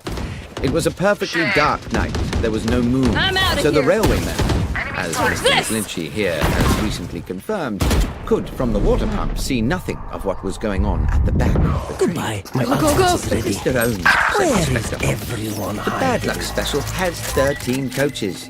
Everyone knows that. And you will no doubt yourself I'm have outta noted here. that we passed through exactly Spike down, 13 mid. coaches in our inspection of the train this afternoon. Here we go. Oh, it has 13 coaches now, of course, Inspector, Holmes said.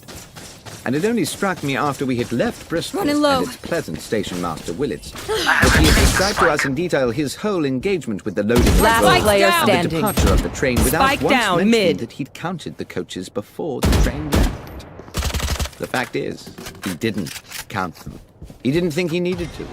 The Bad Luck One Special enemy always remaining. consisted of 13 coaches. You ought to know that your accomplices at Bristol Try had that added again. an additional Gotta go. coach to the train before it was attached to the coach carrying the boxes. do. Get A coach with its seats stripped out to make it practically identical to the bullion car. Gotta go. On that one night, the Bad Luck Special had not 13, but 14 carriages. There. When the train stopped to acquire water, it simultaneously shed a coach. And it very nearly, he continued, turning back to Lyons, shed a guard, too. You're a Ah, very break's fortunate over. man, Lyon. I don't feel fortunate, sir. Your good fortune is that you are still alive. And that in turn is because you were fortunate enough to fall asleep. Last place. Imagine if you had not. The train stops. The thieves uncouple the rear coach with yourself inside. As soon as you see them, you become a risk to them. Whoa, whoa, There's whoa. no telling what they might have done. What I believe actually happened was that as they were releasing the carriage from the train, someone noticed that you were asleep inside. They took the opportunity to move you into the next coach, along with your Spike's down. sandwich wrapper. Spike They're down. You may be C. thankful you did not wake at that moment. Masterson wore an expression of amazement, I'm out of here. I got full spiked. of admiration, Mr. Holmes. But at the same time, I feel somewhat desolated. This clearly One means enemy that remaining. someone in my Last player organization standing. has betrayed me. Which brings me back to the ring of scarlet silk discovered in the carriage. Certainly an intriguing adornment to the problem, said Holmes. I'm It out of could here. indeed signify the presence of a woman. But there is the mystery, I said, of how she got there. 30 or what she seconds might left. have done. Spike. Go, go, go. I think, however, said Holmes, that is a mystery with a simple solution. At this point, Masterson appeared rather tragically stricken. You're thinking... Yes, said Holmes. You're thinking that my estranged wife, Laura... Dear God, that foolish woman. Oh, come along, Mr. Masterson. You know full well your wife had nothing to do with it. There was no one aboard the train save the 3 men here, driver, engineer, and guard, and none of them had anything to do with the robbery. The 3 railwaymen looked at one another as though they had suddenly had revealed to them their entitlement to a joint fortune. As for the thieves, said Holmes, this They is where are someone located says somewhere something nursing pithy a and we horde of pretend to bullion, apart tolerate of them. course from their paymaster Go who ahead. is sitting here I'll wait. with Gotta go. us. Is that not so, Mr. Masterson? Masterson, blustered and steamed. He was outraged. This was absurd. How dare you, sir? What evidence have you for such an outrageous suggestion? I had misgivings from the beginning. I could not understand why you came to me so quickly after the theft of the There. wallet when you had so much else to deal with. Spike drop. I see now that you had things to demonstrate to the insurance company that you were doing all in your power to recover the bullion because, of course, if you could have both Almost the gold and the insurance Plant the money, spike. you would have considerable... way. You want to many- play? Let's play. But worse still, what your partners in crime would have done to No, Mr. Lyons, had he not had the good sense to fall asleep on the job, hardly bears thinking about. You will not You were prepared not just to steal, but to be an accessory to murder. This is speculation, Mr. Holmes. This would not stand up in court. You should be looking for another felon. What outta about here. that red silk ring? Ah, yes. You've been very subtle about that, dare. Mr. Masterson. Suggesting your wife's name one moment and the next assuring me that she could not possibly be implicated. I doubt whether you thought she would be, but you certainly sought to throw me off the scent. What was that item, if not a red herring? And is that not, for those who like to play games with words, another way to say... Last player standing. What fun you no doubt planned to have with that joke, Mr. Masterson, as you got away with this business. why can't we just hug Now it it out? seems the joke Being so is on regular. you. Could I have a draw? That was one pun, Mr. need Masterson, which you would indeed have done better to have resisted. But whether justice was fully done is a moot point. In expectation of reducing his own sentence, Masterson eventually divulged the names of his accomplices and led police to the embezzled bullion. Get on with it. And although he was committed to prison for several years, it was clear that once his sentence was served, he would continue the life of a wealthy man. I can't understand, I said to Holmes a couple of evenings later. You seem so damnably happy.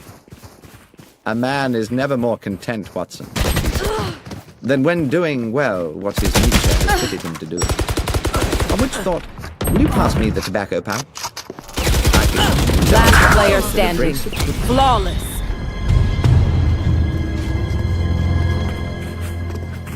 Match point. I can't see them yet. Can someone buy me, please? Them getting ready.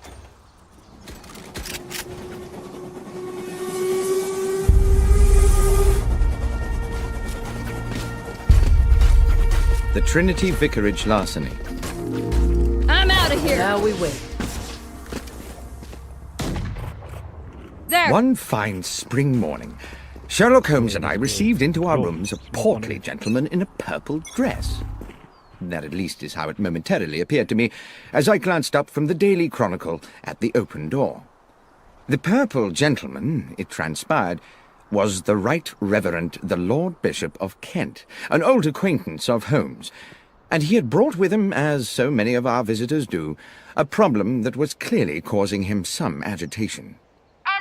Mollified a little by coffee and a cigar, Bishop Spriggs needed to divulge his story. I got Spike down A. Of my Shortcut. problem, gentlemen, is an unfortunate young priest. A young man There. of promise, Spike plant. I'm out very of here. popular with his parishioners, who has inadvertently got himself into deep water. Intriguing, said Holmes. You may recall, the clergyman continued, that Trinity Church in the Kent village of Hatchingham was last year in the news because of an exceptional discovery. Of course. A silver chalice of considerable worth Last was player discovered in the standing. crypt. Yes, Dr. Watson. A magnificent medieval relic. The so-called Hatchingham Grail, weighing some 22 pounds. With my approval, it was sold to the British Museum Defenders with the win. idea that a good portion of the proceeds would go towards restoring Hatchingham Church. The Reverend Kingsley, pending the beginning of the building work, had locked the money up in the church crypt. It was stolen yesterday. Holmes, you can imagine what an outcry there'd be if this found its way into the papers. It would be bad for Kingsley and the Hatchingham parish, and goodness alone knows what it would do for the reputation of the church. At any cost, the money must be recovered and the thief put away. And I mean any cost, Holmes. Let us not concern ourselves with fees just yet, Holmes said. Are there any clues at all as to who might be responsible for this theft? I'm not sure about clues, replied the clergyman. Kingsley did make some sort of an attempt to discover the identity of the villain by chasing him over the fields after the theft, but I'm afraid he didn't get very far. I think we had better meet the young reverend, said Holmes, as soon as is practical. Watson, would you be at liberty to accompany me to Hatchingham for a few days? I'm utterly indebted to you both, said the bishop. I dare say while you're in Hatchingham, we could put you up at the Trinity Church Rectory. Or there's the Jolly Bulldog, if you'd prefer an inn. Ah, said Holmes, the Jolly Bulldog. Now that sounds like just my kind of animal. We journeyed to Hatchingham the next morning and established ourselves at the cosy but crumbling hostelry that was the Jolly Bulldog. Our landlord was a bluff man called Starkey, taller by inches than Holmes, and compelled to stoop to avoid the beams of his own ceiling as he lumbered about in heavy boots serving his customers. He grudgingly provided us with a late snack of bread and some rather tough cold meats, complaining that if everyone chose to be fed at 2:30 in the afternoon, they would have to invent a new word for the meal taken between luncheon and dinner. Leftovers, said Holmes to me impishly, and at a level which I am sure Starkey was meant to overhear, might be that word? The publican growled ominously as he left us, and I leaned over to Holmes and whispered, There is surely an example of how a little power may go to the head of a man and make him too big for his boots. I was thinking rather, said Holmes, from the way he clumps about this place, that his boots are rather too big for him. I saw the two gentlemen on a nearby table smile at this remark. I shouldn't take a lot of notice of Starkey, said one of them amiably. He's just as tiresome with all the customers. The gentleman introduced himself as John Hapton, and his companion as Matthew Winslow. Although neither Holmes nor myself disclosed the details of our mission to Hatchingham, it seems they knew we were expected, and it turned out that both gentlemen were members of the parish committee, and were fully apprised of the theft, though they were quick to assert that it was not yet public knowledge. I hope you will be successful, said Hapton, in bringing this thief to book. We are fond of our vicar, and he has been a deeply troubled young man since it happened. The Reverend Kingsley's house was accessed from Hatchingham Lane by a short stone path. A few steps beyond the vicarage stood the church, with, on the west side, a moderate-sized graveyard. On the other side, with its own access to the lane and shaded by a handful of fruit trees, stood Cherry Cottage, which we would later discover to be the residence of the verger and his wife. The Reverend Kingsley was a man in his early 30s, small in stature but of good looks, his clerical dress the quintessence of neatness. While clearly stricken by his predicament, he remained calm and articulate, and did his best to make us welcome in a pleasantly appointed parlour whose deep-coloured, thick-piled carpet and embroidered cushions evidenced a delicate sense of taste. "It's a relief to see you, gentlemen," he said. "The bishop told me all about you, about your many successes in solving complex cases. The problem, as you know, is that while we saw the thief escape, we were unable to establish his identity. However, there are one or two factors which, though they seem opaque to my own consideration, might prove illuminating under your own, if I might show you." "I would be most grateful, Mr. Kingsley," Holmes said. "First, though, I see that you have recently held a meeting in this charming room. I presume that apart from the three other gentlemen present, the fourth was yourself? You keep the side chairs in another room, I take it." "Good Lord, how did you know all that?" "Oh, it's a simple matter. The carpet beside the window has indentations of 4 chairs, and therefore I presume for 4 people, but there are no chairs in the room whose feet would match." "Well, yes, you are, of course, quite correct," said Kingsley with a broad smile. "The parish committee convened here just yesterday, as we do each week. Yesterday was the day I broke the news that the Grail money had been stolen, and I hope that that news will remain privy to the committee members until such time as the thief is caught, but—" The vicar paused, and Holmes said, "Please, go on, Mr. Kingsley." "But," continued the young clergyman, "the gentlemen on the parish committee are the same 3 who sat here 2 weeks ago, when I revealed that the money for the Grail was in the crypt of the church. Only they and I knew of the fact, you see, so I can no longer be as confident as before that they are all honest men, which is a most unfortunate thing." "It was all in cash, I presume," Holmes said. "Yes, Mr. Holmes. I kept cash so that I could employ local men to restore the church and pay them by the day. I have little time to run to the bank and make a withdrawal every time a man finishes plastering a wall." "The money was under lock and key?" "Yes. There is a safe in the crypt where the church's small treasures have always been secreted." "And the crypt itself is locked?" "Yes. It can be entered either from within the church or by a door leading from the churchyard, and both those doors are locked at night. Mr. Holmes, I do hope you can help me with this. I don't know how my flock will ever forgive me if that money is not returned." "Then perhaps, if you can bear to go over it all again, you would be so kind as to tell Dr. Watson and myself the circumstances of the robbery." "Yes, of course. 2 weeks ago, looking out of this window on a Monday morning at about 11, I saw a man, I'm fairly certain it was a man, standing at the lich gate and looking over into the churchyard. I would not have given this a moment's thought, except that he wore a hat with an unusually wide brim and had it pulled so low over his eyes, and his collar so high that one could not distinguish his features. As I say, I cannot even be certain it was not a woman, except for his way of moving. I watched him for a good 10 minutes before he turned and strode back along the lane towards the village.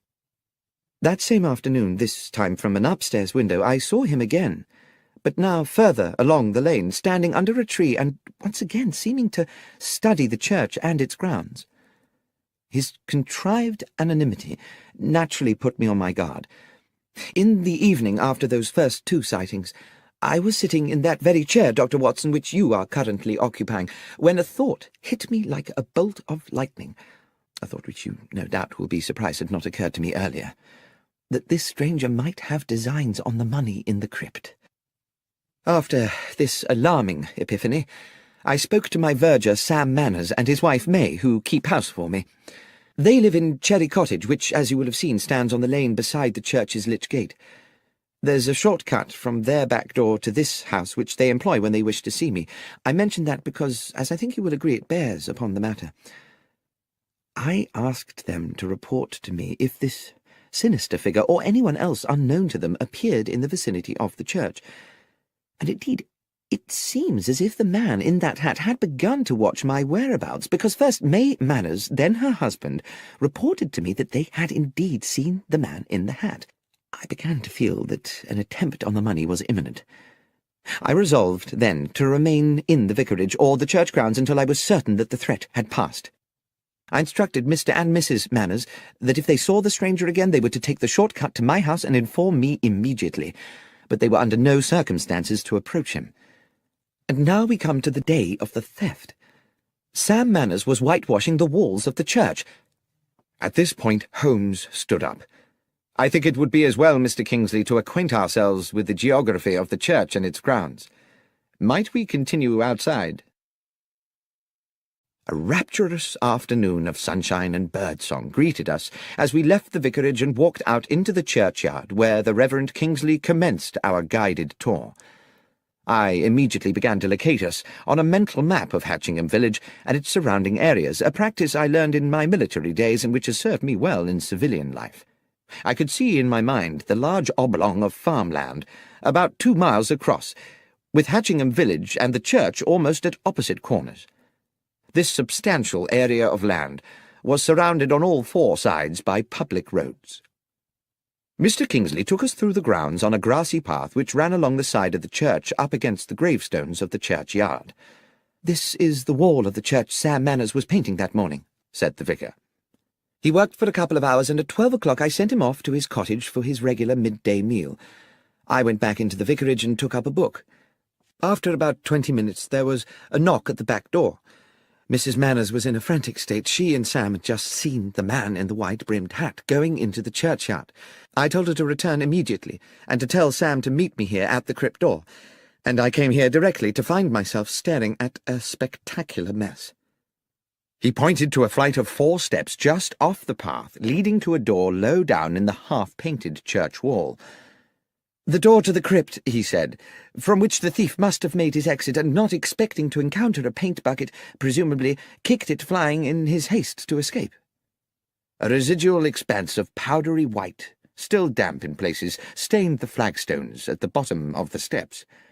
"Sam was with me within seconds," continued the vicar. "We could see nobody, but we soon guessed which way he'd gone. If you'll follow me, gentlemen." The vicar led us a little further along the grassy path, to where the churchyard ended in a wooden fence. Set into the fence was a stile leading on to a footpath. "That," said the vicar, "was his escape route." Beyond the stile, the ragged footpath traversed the meadow through weeds and rough grasses, stretching away into the distance. Along this narrow track could be seen intermittent blobs of white. "And I suppose the presumption would be," said Holmes, "that the trail of white paint marks are the fleeing man's footsteps." "Yes, exactly. Obviously our man escaped across the field to Harding Lane, Mr. Holmes." My companion nodded. He stopped at the stile. "There are 2 white handprints here," he said, "a right hand and a left hand. The fellow was in some haste, as indeed one would expect." Holmes crossed the stile athletically and walked a little way into the field. Bending down, he examined one of the white marks, then plucked up a handful of grass and returned to us. "Thank you, Mr. Kingsley. I think I've seen all I need to here. Is there anything else you think might help us?" "Yes," said the vicar enthusiastically. "Back at the house." Holmes requested that Sam Manners and his wife join us in the vicarage, and a little afterwards in Mr. Kingsley's kitchen. Mrs. Manners set herself to the task of making us all tea, while Holmes paced the stone floor slowly. I sat at the kitchen table with the vicar and Sam Manners, a ruddy man in his early 40s, whom Holmes was now addressing. "So, Mr. Manners, you are the only person to have caught a glimpse of the man in the hat on the day of the robbery?" "I believe so, sir. I was at the window taking my lunch. I saw this feller in the big hat looking up and down the lane a few times as if to check all was clear, then enter the churchyard. Straight away I said to Mrs. Manners to go by the back door and tell the vicar." "And you yourself waited in the cottage until Mrs. Manners returned?" "I did, sir." "For how long?" "Not more than 2 minutes. She told me the vicar wanted me to meet him out by the church. I dashed right out." "And found the Reverend Kingsley waiting for you?" "Yes, sir. And the door to the crypt wide open, whitewash everywhere." "The crypt door had been locked before you went to lunch?" "Oh, yes, Mr. Holmes, it always was." "And that was when you noticed the trail of paint?" "Exactly, sir, and set off to follow it. You must have only been a short way behind the thief." "Must have been, sir, but he moved like the wind. We was across that meadow in less than 5 minutes. It's a good 4 furlongs, and never caught up to him. But what we found at the opposite side clinched it." Here Mr. Kingsley interrupted. "Sam means this," he said, and produced from a drawer a wide-brimmed black velvet hat, inexpensively made, and in shape rather resembling the sort of thing one sees worn by picadors in pictures of bullfights. Holmes took the hat and turned it around in his hands. "It was me found it, sir," said Manners. "I was running a bit ahead of the Reverend, hoping to catch up with our thief, and as soon as I was over the stile I saw it in the grass by the road, just where I suppose it had fallen from his head." "Well," said Holmes, "while I cannot see yet how that will help us, with your permission I shall take it away with me." "Of course," said the vicar. "We'll leave you then, but by way of that path across the fields. I'd rather like to follow the route taken by our escaping felon." And so it was that we made our farewells and set out from the churchyard across the wide meadow towards Harding Lane. Although it had been a week since the church thief had fled, there remained a clear trail of white footprints across the entire width of the field. The path ended at another stile, which gave onto the shaded narrowness of Harding Lane. We calculated that to return to Hatchingham village we could go in either direction around the perimeter of the meadow. We took the route west along the Pincham Road rather than going east and back via the church. As we walked, my companion looked repeatedly this way and that, into the fields at the roadside, the patches of scrubland, and the bushes and trees. "If you note anything, you must let me know, Watson." And I agreed that I would. But the fields lay bright and innocent in the late afternoon air, and the trees were populated only by birds jubilantly enjoying the sunshine. Then, as we crossed a bridge over a gurgling stream, Holmes stopped halfway. "There's something there. Do you see?" He pointed to the bank of the stream, above which a hawthorn overhung the rushing water. "Something in that bush. A pair of somethings, unless I'm mistaken." We clambered over the balustrade of the little bridge and dropped onto the bankside. The hawthorn was thick, and even at close quarters my eyes were at pains to penetrate into its depths. Holmes, using a fallen branch the thickness of his arm, smashed his way into the bush. His soft cry of triumph told me he had found something, and he reached in and retrieved in one hand a large pair of leather boots. "What do you think, Watson? Is this or is this not the footwear of our thief?" "They're certainly large, those of a very big man, I should say, and there are white marks on the soles. Shall we see how they fit those prints on the church meadow?" "I think we can assume that much, Watson. But what would induce the villain to jettison his boots here?" "Perhaps," I said, "he thought he was still being chased, and knew that if he were caught wearing them he would be recognized straight away." "Equally suspicious if he'd been found with no boots at all," said Holmes, "though I suppose he may have carried a spare pair of shoes with him. Watson, it is fairly clear to me the thief is a local man. Why, unless he feared to be recognized, would he indulge in such an elaborate disguise? Let us go back to the Jolly Bulldog. That, after all, is where the locals like to congregate." In fact, on our return to the inn, we found John Hapton and Matthew Winslow, the parish committee men we had met earlier, having returned to, or perhaps never having left, the same table. As we sat down, Holmes placed beside him on the floorboards the pair of boots we had found in the hedgerow, causing the two gentlemen to look at them inquisitively. When Starkey, the landlord, arrived to serve us, the first thing he said was, "Your boots, gentlemen?" "Not ours," said Holmes. "We found them in a bush in Harding Lane." "Strange what some folks'll throw away," said the publican. "They looks in prime order to me." "Hardly been worn," Holmes replied, and then he asked, "Would these boots fit you, Mr. Starkey?" And seeing our companions on the nearby table watching, he added, "Or either of you, gentlemen?" "Not me, sir," Starkey replied, rather more amiably than I had expected. "I know my boots look weighty, but my feet ain't so big as you might think. It's just I'm subject to blisters." "But you find big boots help your blisters?" I asked, my experience of patients suffering with that condition telling me the opposite. "No, sir. To start the blisters, I need to put on 3 pairs of thick hose, so I always gets my boots well over my proper foot size." Then, rather sardonically, he said, "Thank you, though, for asking, sir." Mr. Hapton on the next table asked, "Do you mind me asking you, sir, what's your interest in boots?" Holmes said, "It's an investigation we are conducting in which boots have, well, some scientific significance." Then to me he whispered as our neighbour turned away with a disbelieving grimace, "It's as I thought, Watson. We have our culprit." "Starkey? No, not Starkey. One of these—" And I indicated with my thumb the 2 men from the parish committee. "No, Watson." "Who, then?" "These boots, Watson, do you observe nothing untoward about them?" "No, not at all. They're practically new. They're of a large size. Apart from that, they are undistinguished." "On the contrary, my friend, I would say they were distinguished by a lack of paint." "I beg your pardon?"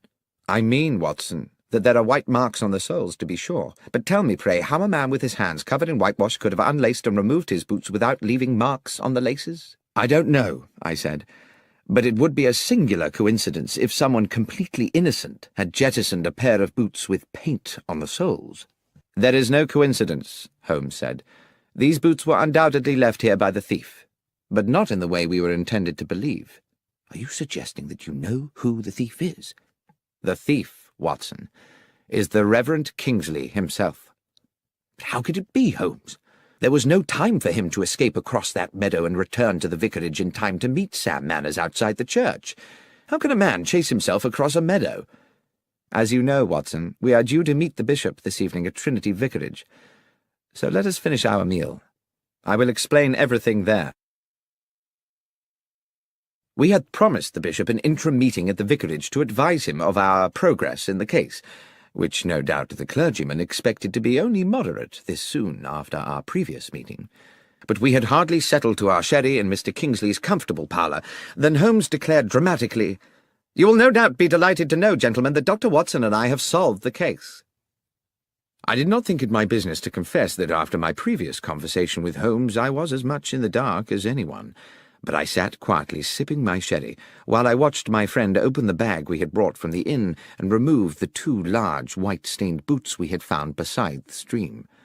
The bishop's eyes widened. I have to say he looked incredulous.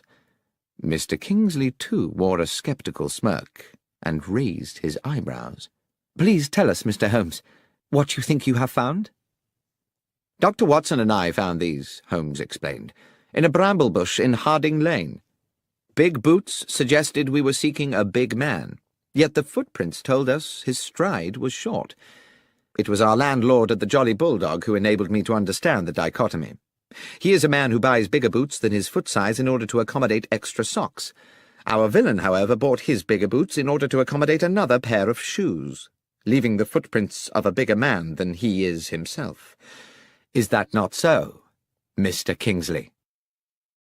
The young vicar, I thought at the time, if he was guilty of anything, was heroically cool about it. He betrayed nothing but genteel surprise.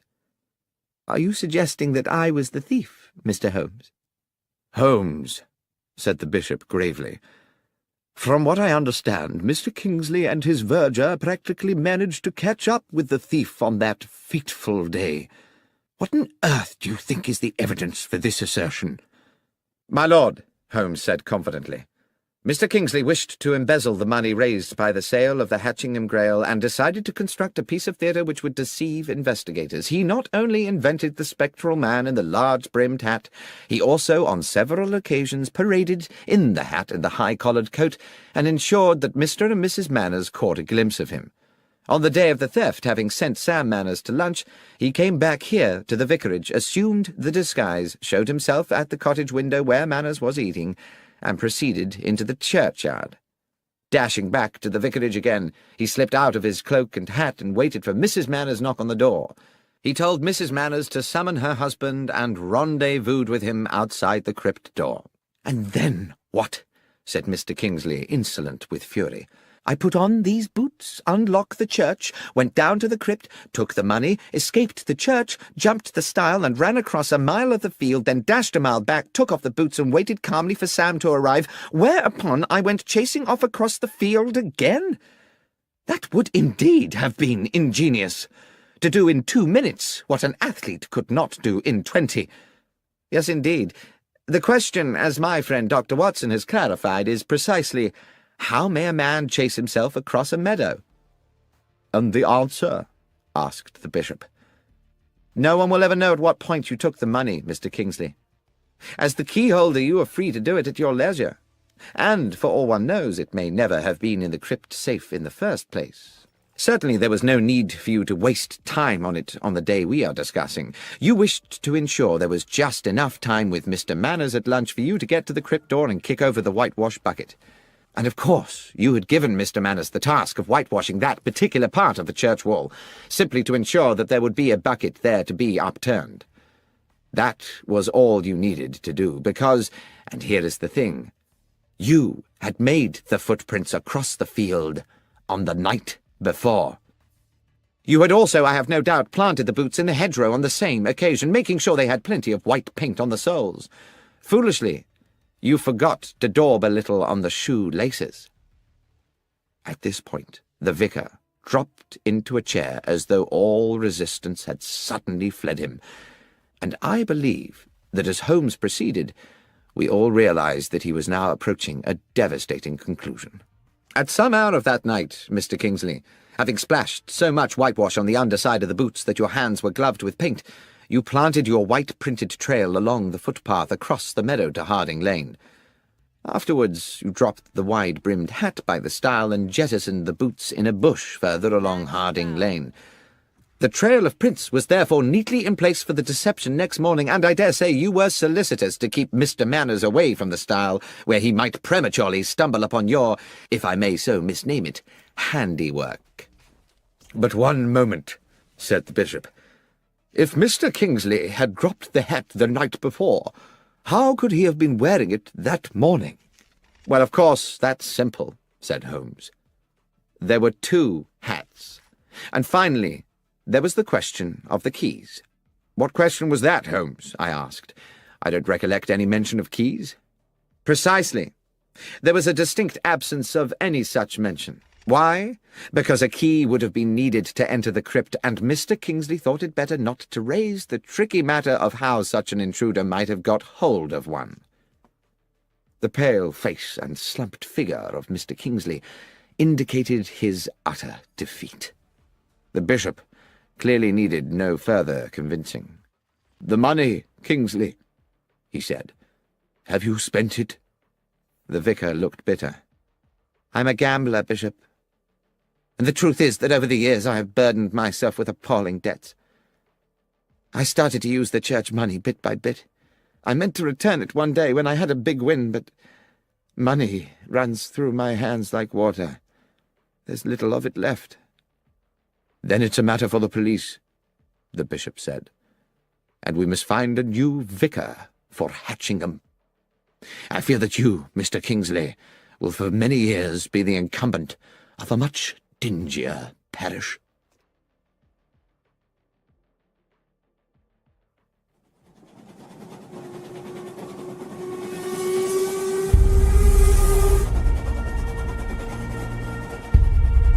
The 1059 Assassin.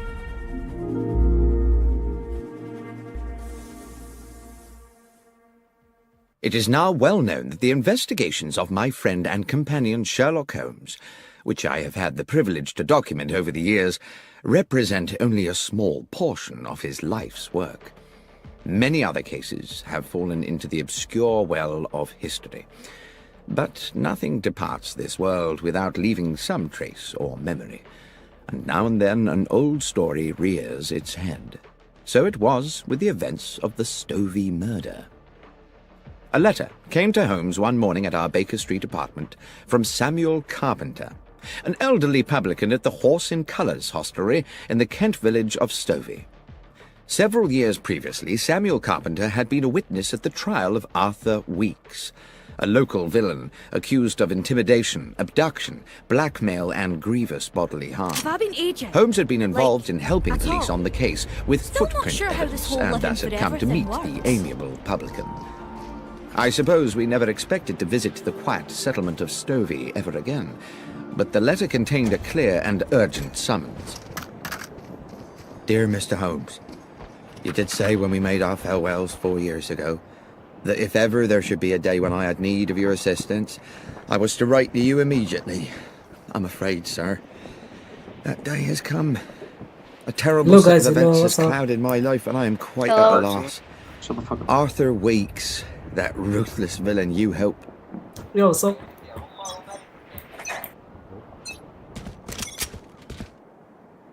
Yeah, can you hold for me? Yeah, let's go.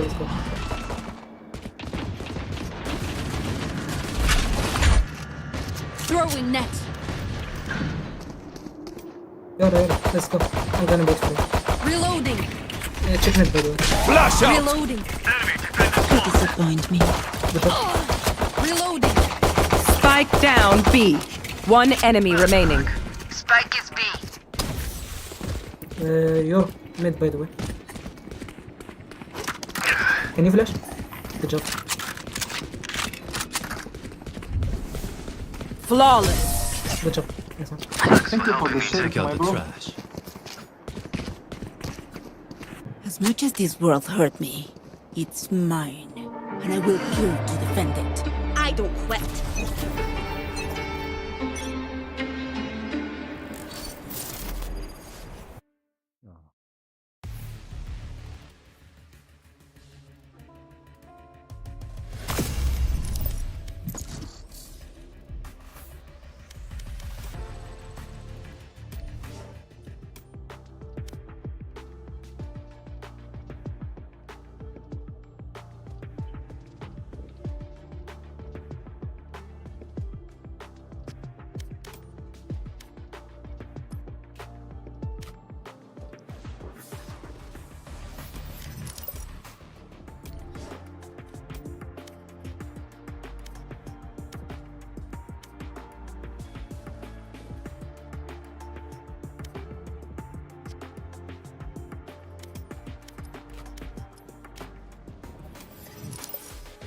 Match found.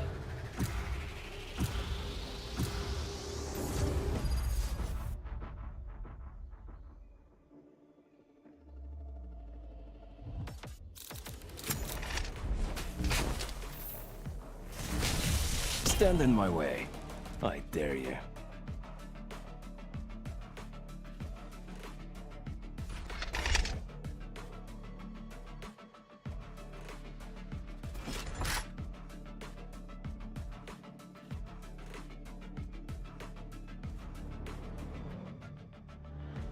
Hey Phoenix, I'm sorry, bro. Thanks a lot.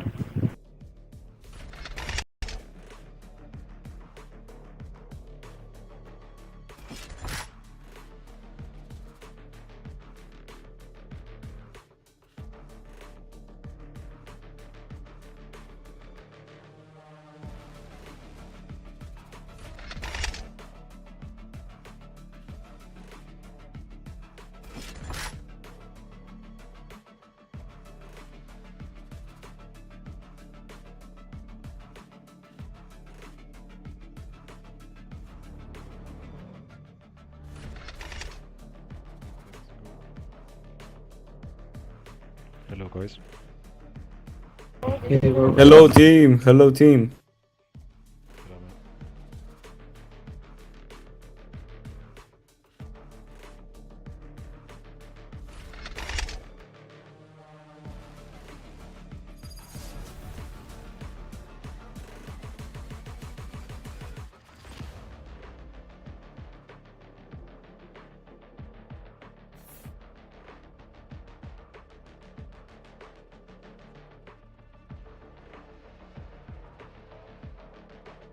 Hey, V-Man! What you doing after this? Put me and the crew under some Swedish sheets, yeah? Is that... Am I... Bima... Okay, yeah, Gecko, yeah, sure. Yeah, eats. Cool.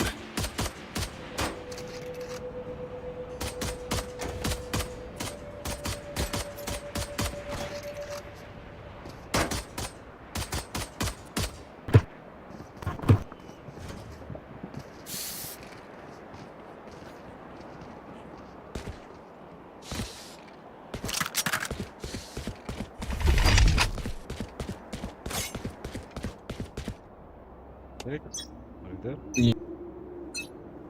I'll see. Why do you do that, by the way? Dizzy has Oh, turrets. Go get him, buddy!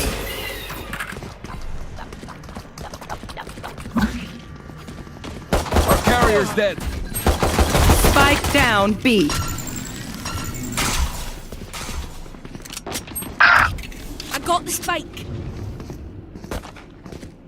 Enemy spotted. Mid. Reloading. Last player dead. standing. What the fuck? Spike down, B. Blinding!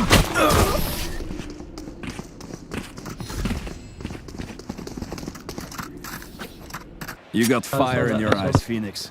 I like that. Let's go. Hey.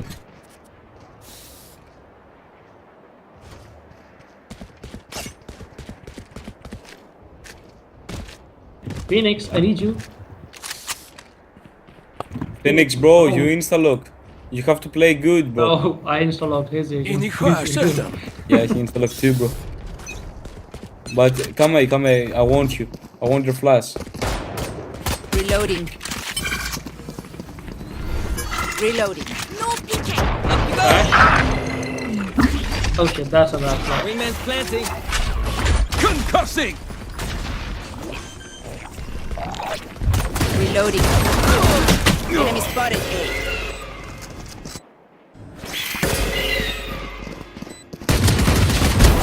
You're done.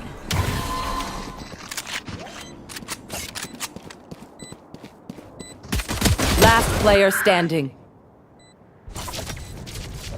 Oh shit, I'm confused. Never mind, just say.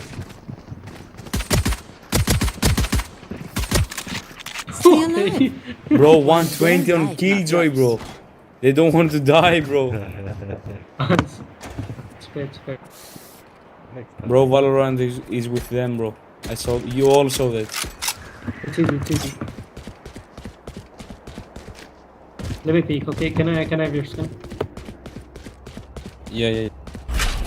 Bro, Phoenix, can you fucking move, maybe? Mine right now. Wait, guys. Dizzy's up top. Trevor! Reloading. Reload.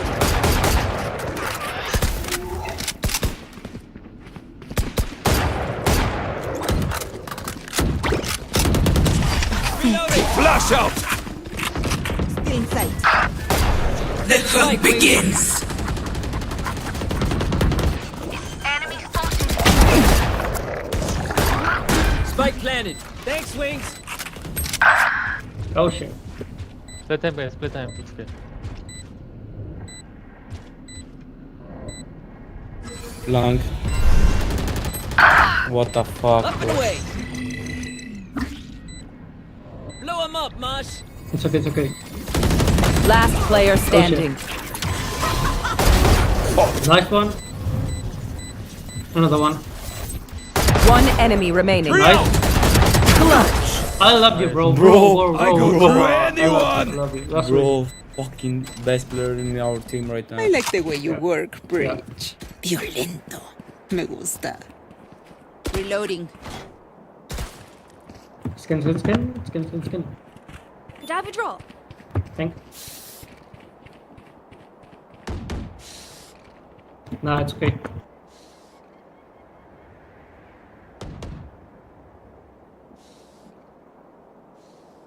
Wait, let me peek.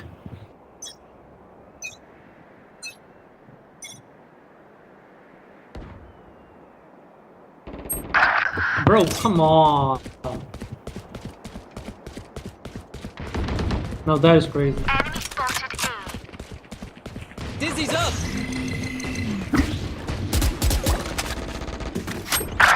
Bro, what the fuck, man?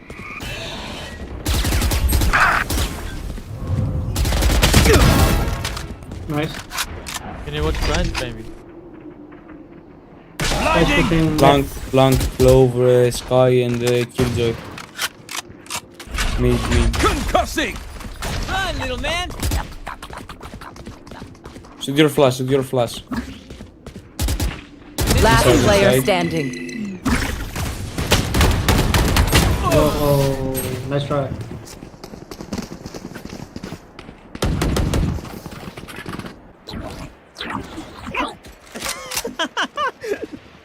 Sorry. Inside joke.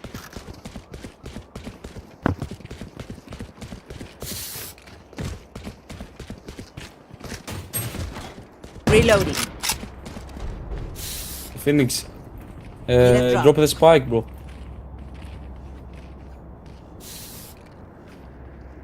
Phoenix. Right there. The spike to Gecko. Reloading. Had your fun. My turn. Still in sight. Refreshing. Reloading. Reload him. Gun here. Going up. Reloading. Fall back. Forever! What the? Rush is ready. Rotate.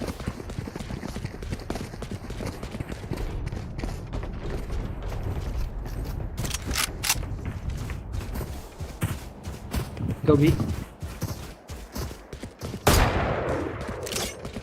Go plan. Phoenix. Our spike's down. Spike down mid. Go plan. Gecko. B. Gecko. Oh, I know okay. you fucking bitch. I'm taking the spike from freaking Phoenix. What man. the fuck was that? What Bro, the Phoenix. fuck is the spike doing with carry is Phoenix? dead. No, bro. It wasn't full. Hey. It wasn't his fault. Last It wasn't- player standing.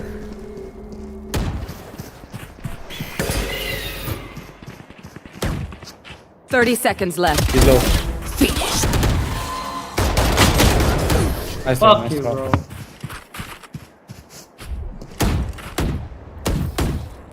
You know, I could just outlive them. What the fuck is Spike doing with Phoenix? Phoenix, you were viewless. You're not supposed to get the spike, okay?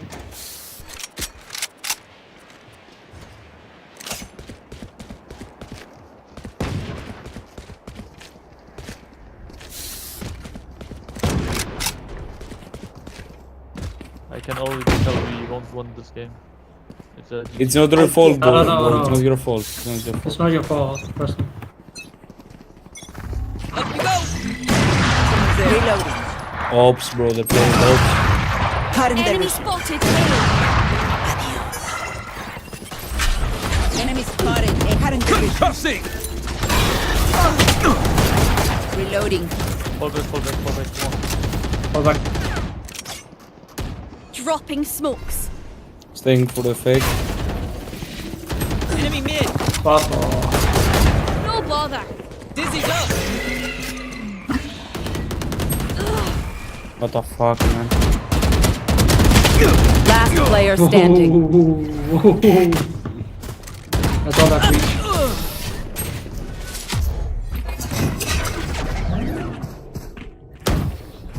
I'll outshine all their radiance. I need a fucking vandal. Where the fuck is my vandal?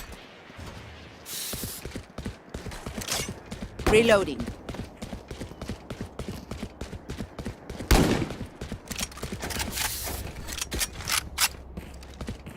No, it's okay. We win this round.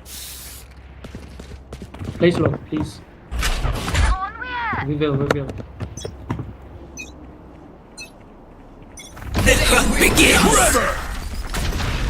I really do think that Phoenix is retarded. My ult is ready.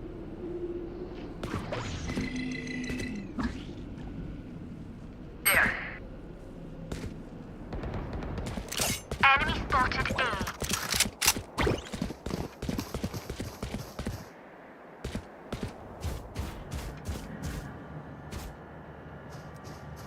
There.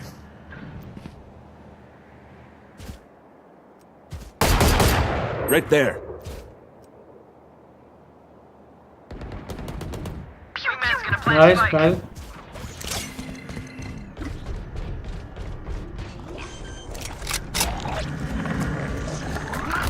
Spike Digging. Thanks for the rush. Enemy A. Look to Gecko, look to Gecko. One enemy remaining. Look to Gecko, look to Gecko. Yeah, she's on me.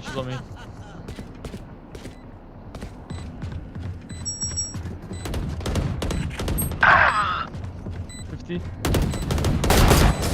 Don't worry. Your life will See, I told you we win this round. Yeah, bro. Time for them to kneel. Good job, team. Bro, I don't know why the fuck. Reloading. It's okay, bro. It's okay. I only play Sage, to be honest. It's like I don't know why I play. If you played Sage this game, bro, it will be a fucking game. Don't hold back. But it's okay. He's right. But it's okay. You're playing good. You're playing good. No one's gonna pick Cure again. That's big one taps, bro.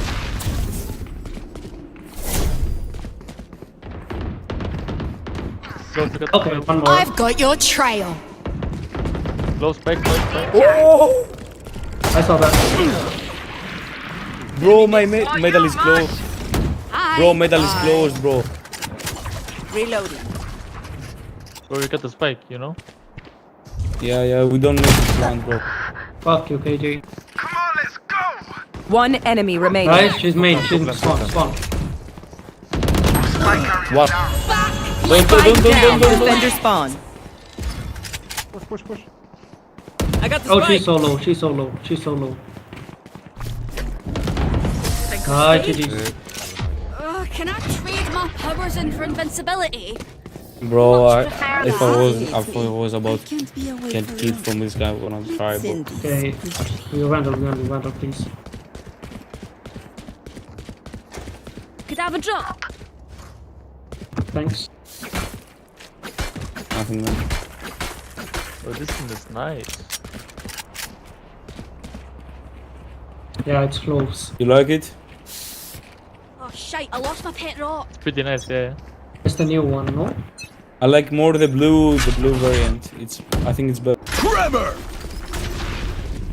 Up and away!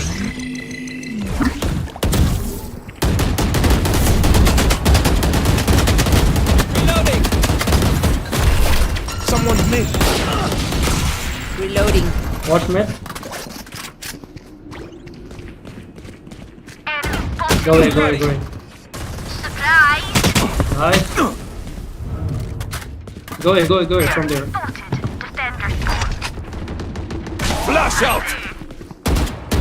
Nice. Our spikes down. 80 on Spike glow. down. Defender Glow, I spawn. have all the time. One Spike. enemy remaining. I got it. Good job, team. No charges left.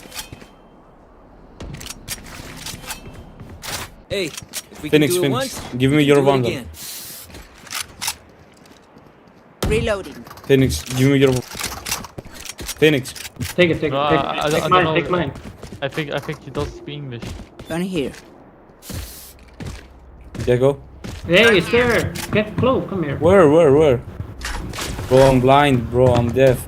I wanna be a rev. Harass them.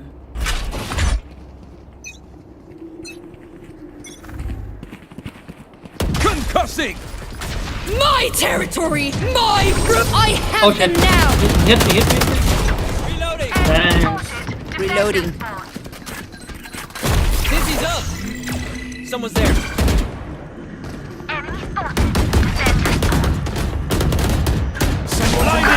What the fuck is You had that? your fun! My turn!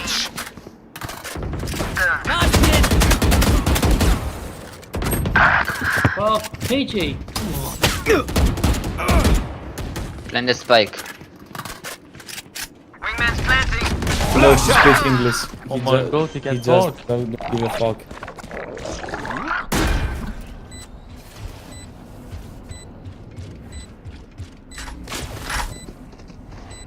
You should run. Let's go!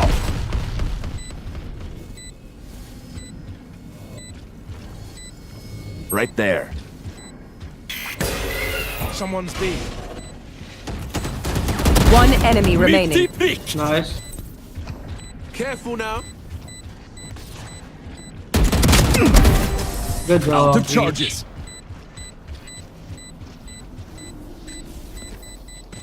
Their lives are so meaningless.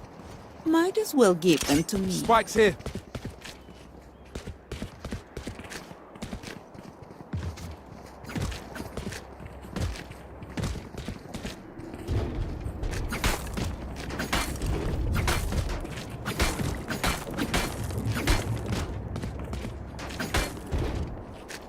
Break them. Up and away!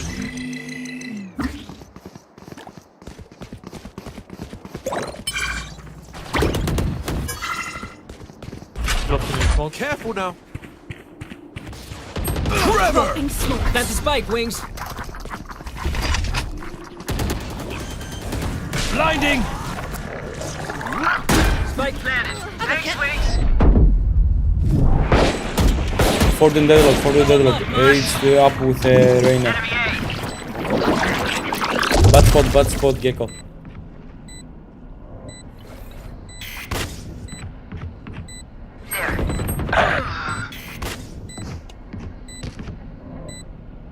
Up bridge 2 and Hey alright. door!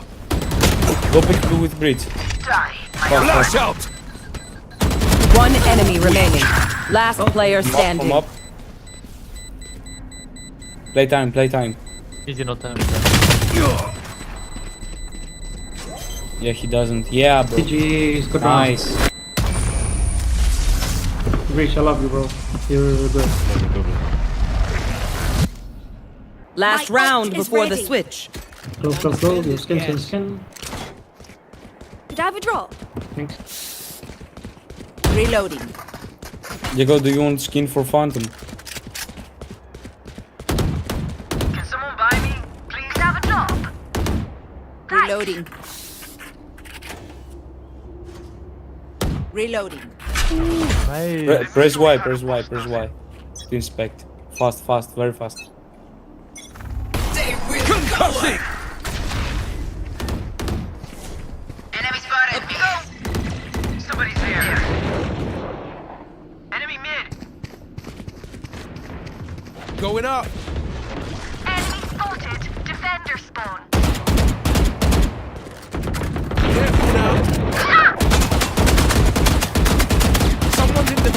spawn. Refreshing. Blinding! Wingman's gonna plant spike. Flash out! You're nothing. Spike's digging. Thanks, little man. Defender's fun. Back like I never left.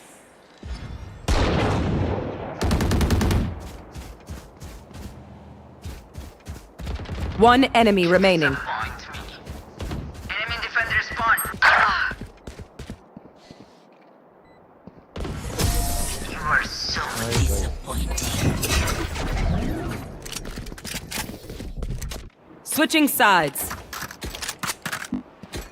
Aye, where to? Reloading.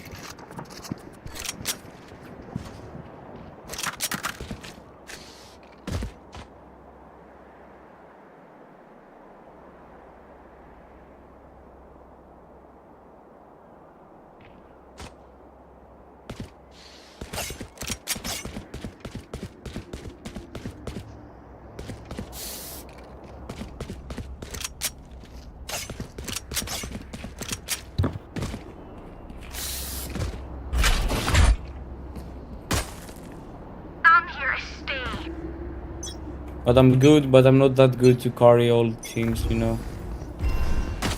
Trevor! Enemy spotted Okay, me. it's B. What the Oh. fuck? Fall back, bridge.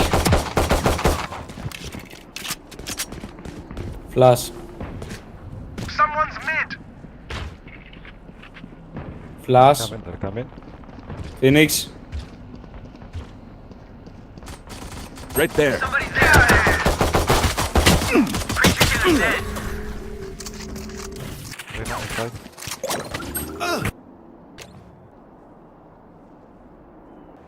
Rena is inside.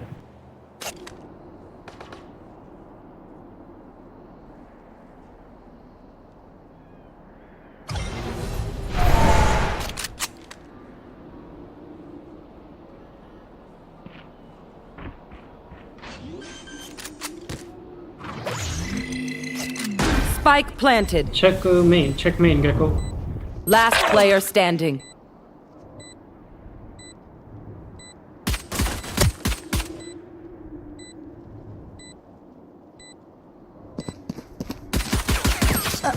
Okay, fuck. No problem, let's try. They don't have a single life worth saving. I'm sorry, team. It's my first match of the day. Haven't played since 2 days, so that's why.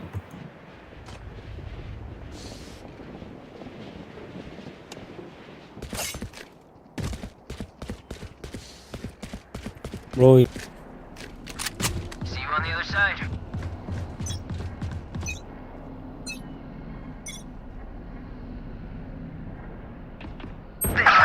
nice. Nice.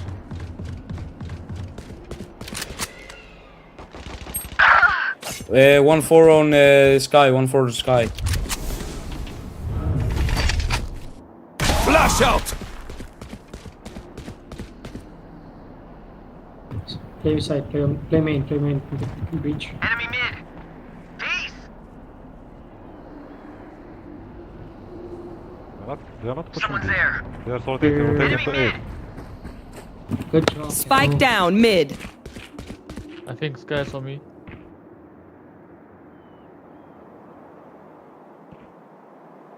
Spike's mid. The shot One that we enemy missed. remaining. Nice. There. Good Don't worry, job. guys. Very nice. It hurts, but I'm good.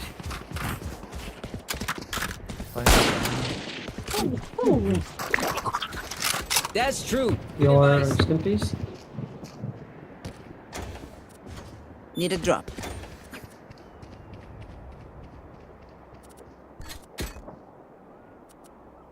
Reloading.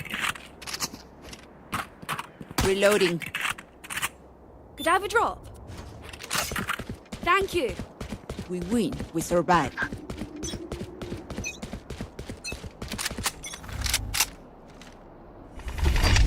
It's okay. I didn't do. Okay, then. Enemy spotted. Blinding! Mid. Enemy spotted. Mid. Let's say.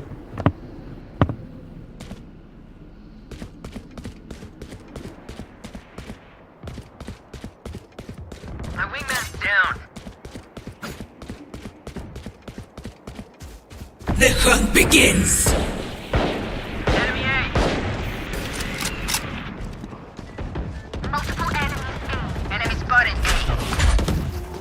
Concussing! Spike down A. 70 on Killjoy. On your right. 50 on slow.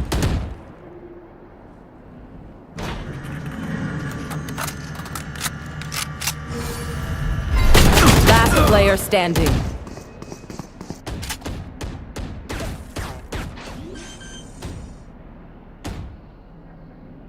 Spike planted.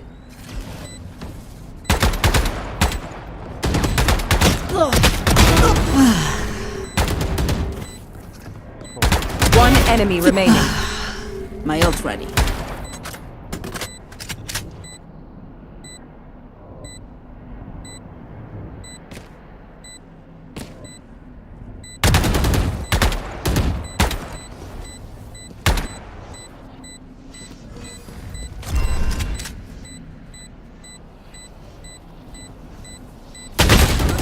Oh, Nice try, nice try. One. It's okay. Oh! I'll do my job. Oh you fuck. do yours. No, we were... Bro, I thought we were attackers, bro. yeah. Reloading.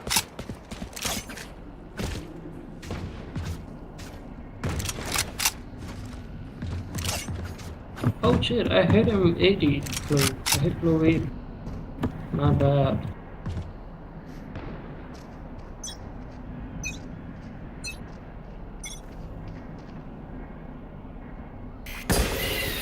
It's probably a right here. Crash is ready. Good job. Spike down mid. Spike spotted mid. Fall back, fall back. Everyone,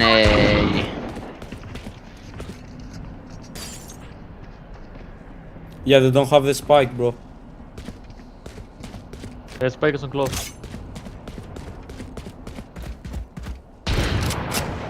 Enemy spotted mid.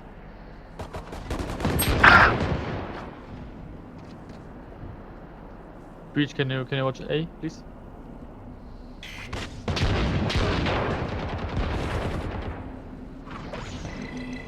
I've got your trail.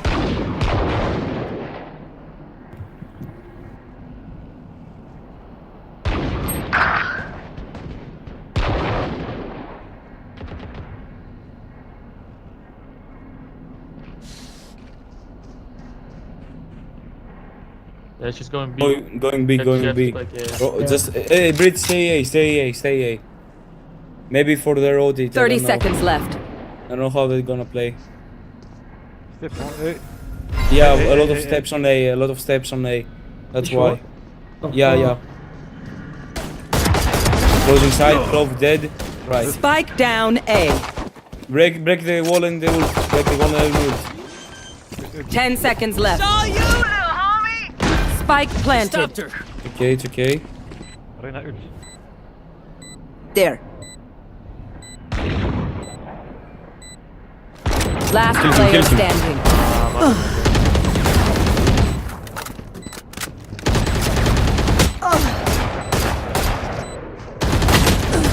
What Nice the? try, nice try from down. Pero like, why can't we just hug it out? Pinche Radiant Knight. Clove, where are you from, man? What? Where are you from? Greece. Yeah, I know, but from where? Athens. Oh, you know from my name. Do you know Yes, Greek? yes. Yeah, I was last year in Kanalaki. In where? Kanalaki. Kolonaki. Yes, yeah. Yeah. It's very expensive there. Enemy spotted mid. It was okay. Like it's from our like good areas. Yeah, good area, good beaches. My Yeah. Spike down Gotcha, A. fun. My turn.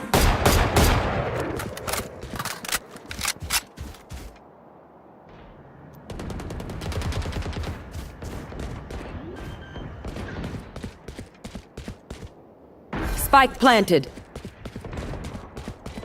Enemy spotted A. Reach on you, maybe.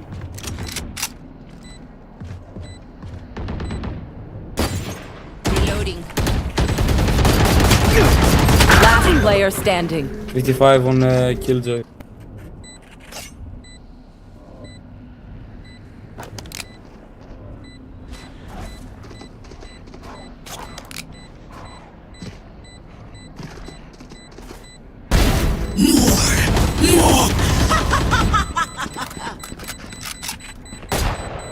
Just save, just save.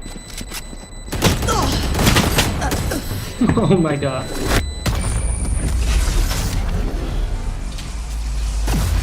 Come on! Get me in the line of fire.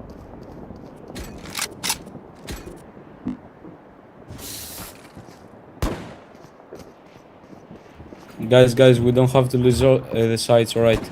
Stay in one side because we lose, because we leave out our sides. We leave them free. Don't let them go in. Go A, please. Reach. Come on then. Phoenix, come with me.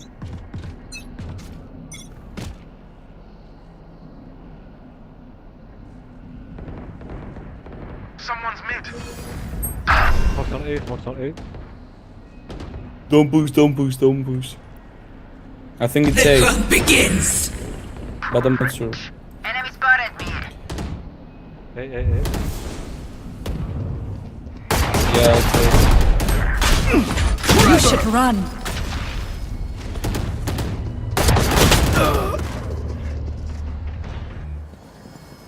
Fuck, bro.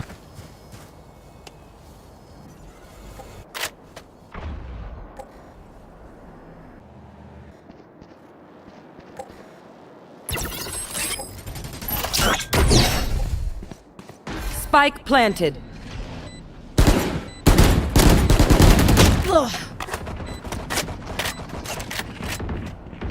Enemy spotted A.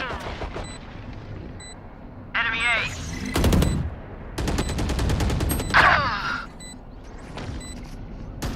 You're right. My ult is ready. In smoke, in smoke, in smoke. Yeah, in smoke, in smoke, in smoke. Last player I standing. hate my game. What the fuck am I supposed to do, bro? One downside to being immortal. I can't play dead. Bro, they're deaf. What?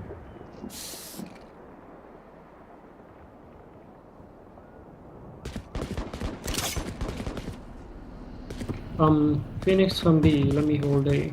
Wait. Just go B right now. No, can't. They're A. They're A again. Back like I never left. That was close.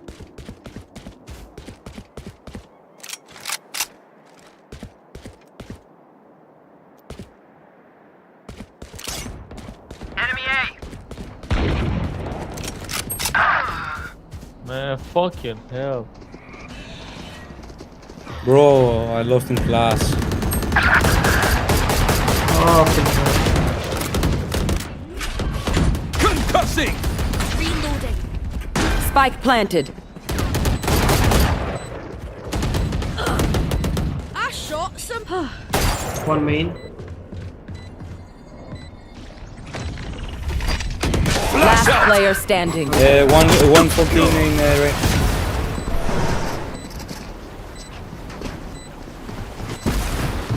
Look your enemy in the eye. It helps with accuracy. Reina, can you come with me on A, please?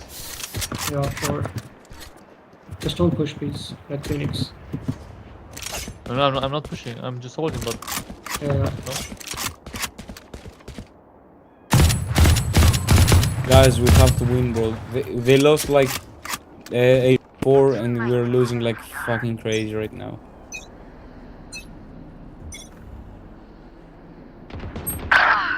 What the fuck, bro? What the fuck? Again A, again A.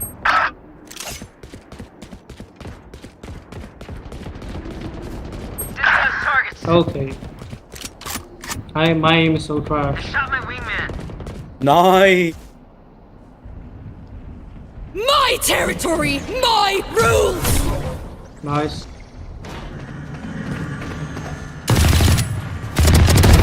Too late. Last player And the playing standing. like gay.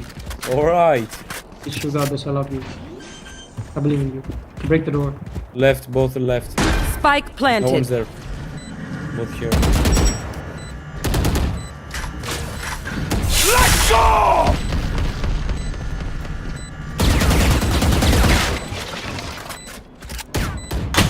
One enemy remaining. You had your fun. My turn. Nice try. Yeah, I think it's GG, guys. Match No, point. no, bro. We have to hold sides, alright? If we someone buy played me, please? smart, we can't play with a risk right now, alright? 3B, 1 mid, 1 A. Because I think they're gonna play like fucking all A and then B. If you want, you trust me. If you don't, you just go all A. Yo, no, I'm coming B. I'm going B. Like I think this is the play. Bridge come A, B come B. Okay, I'll go B. Yeah, it's B. It's fucking easy. Dizzy's up. Dizzy has target. Enemy spotted me. What the fuck, bro? Blinding! Saw you, man. Oh low. Deadlock or Clover low. Enemy B. Spike down B. My wingman's down. It's all you, little homie.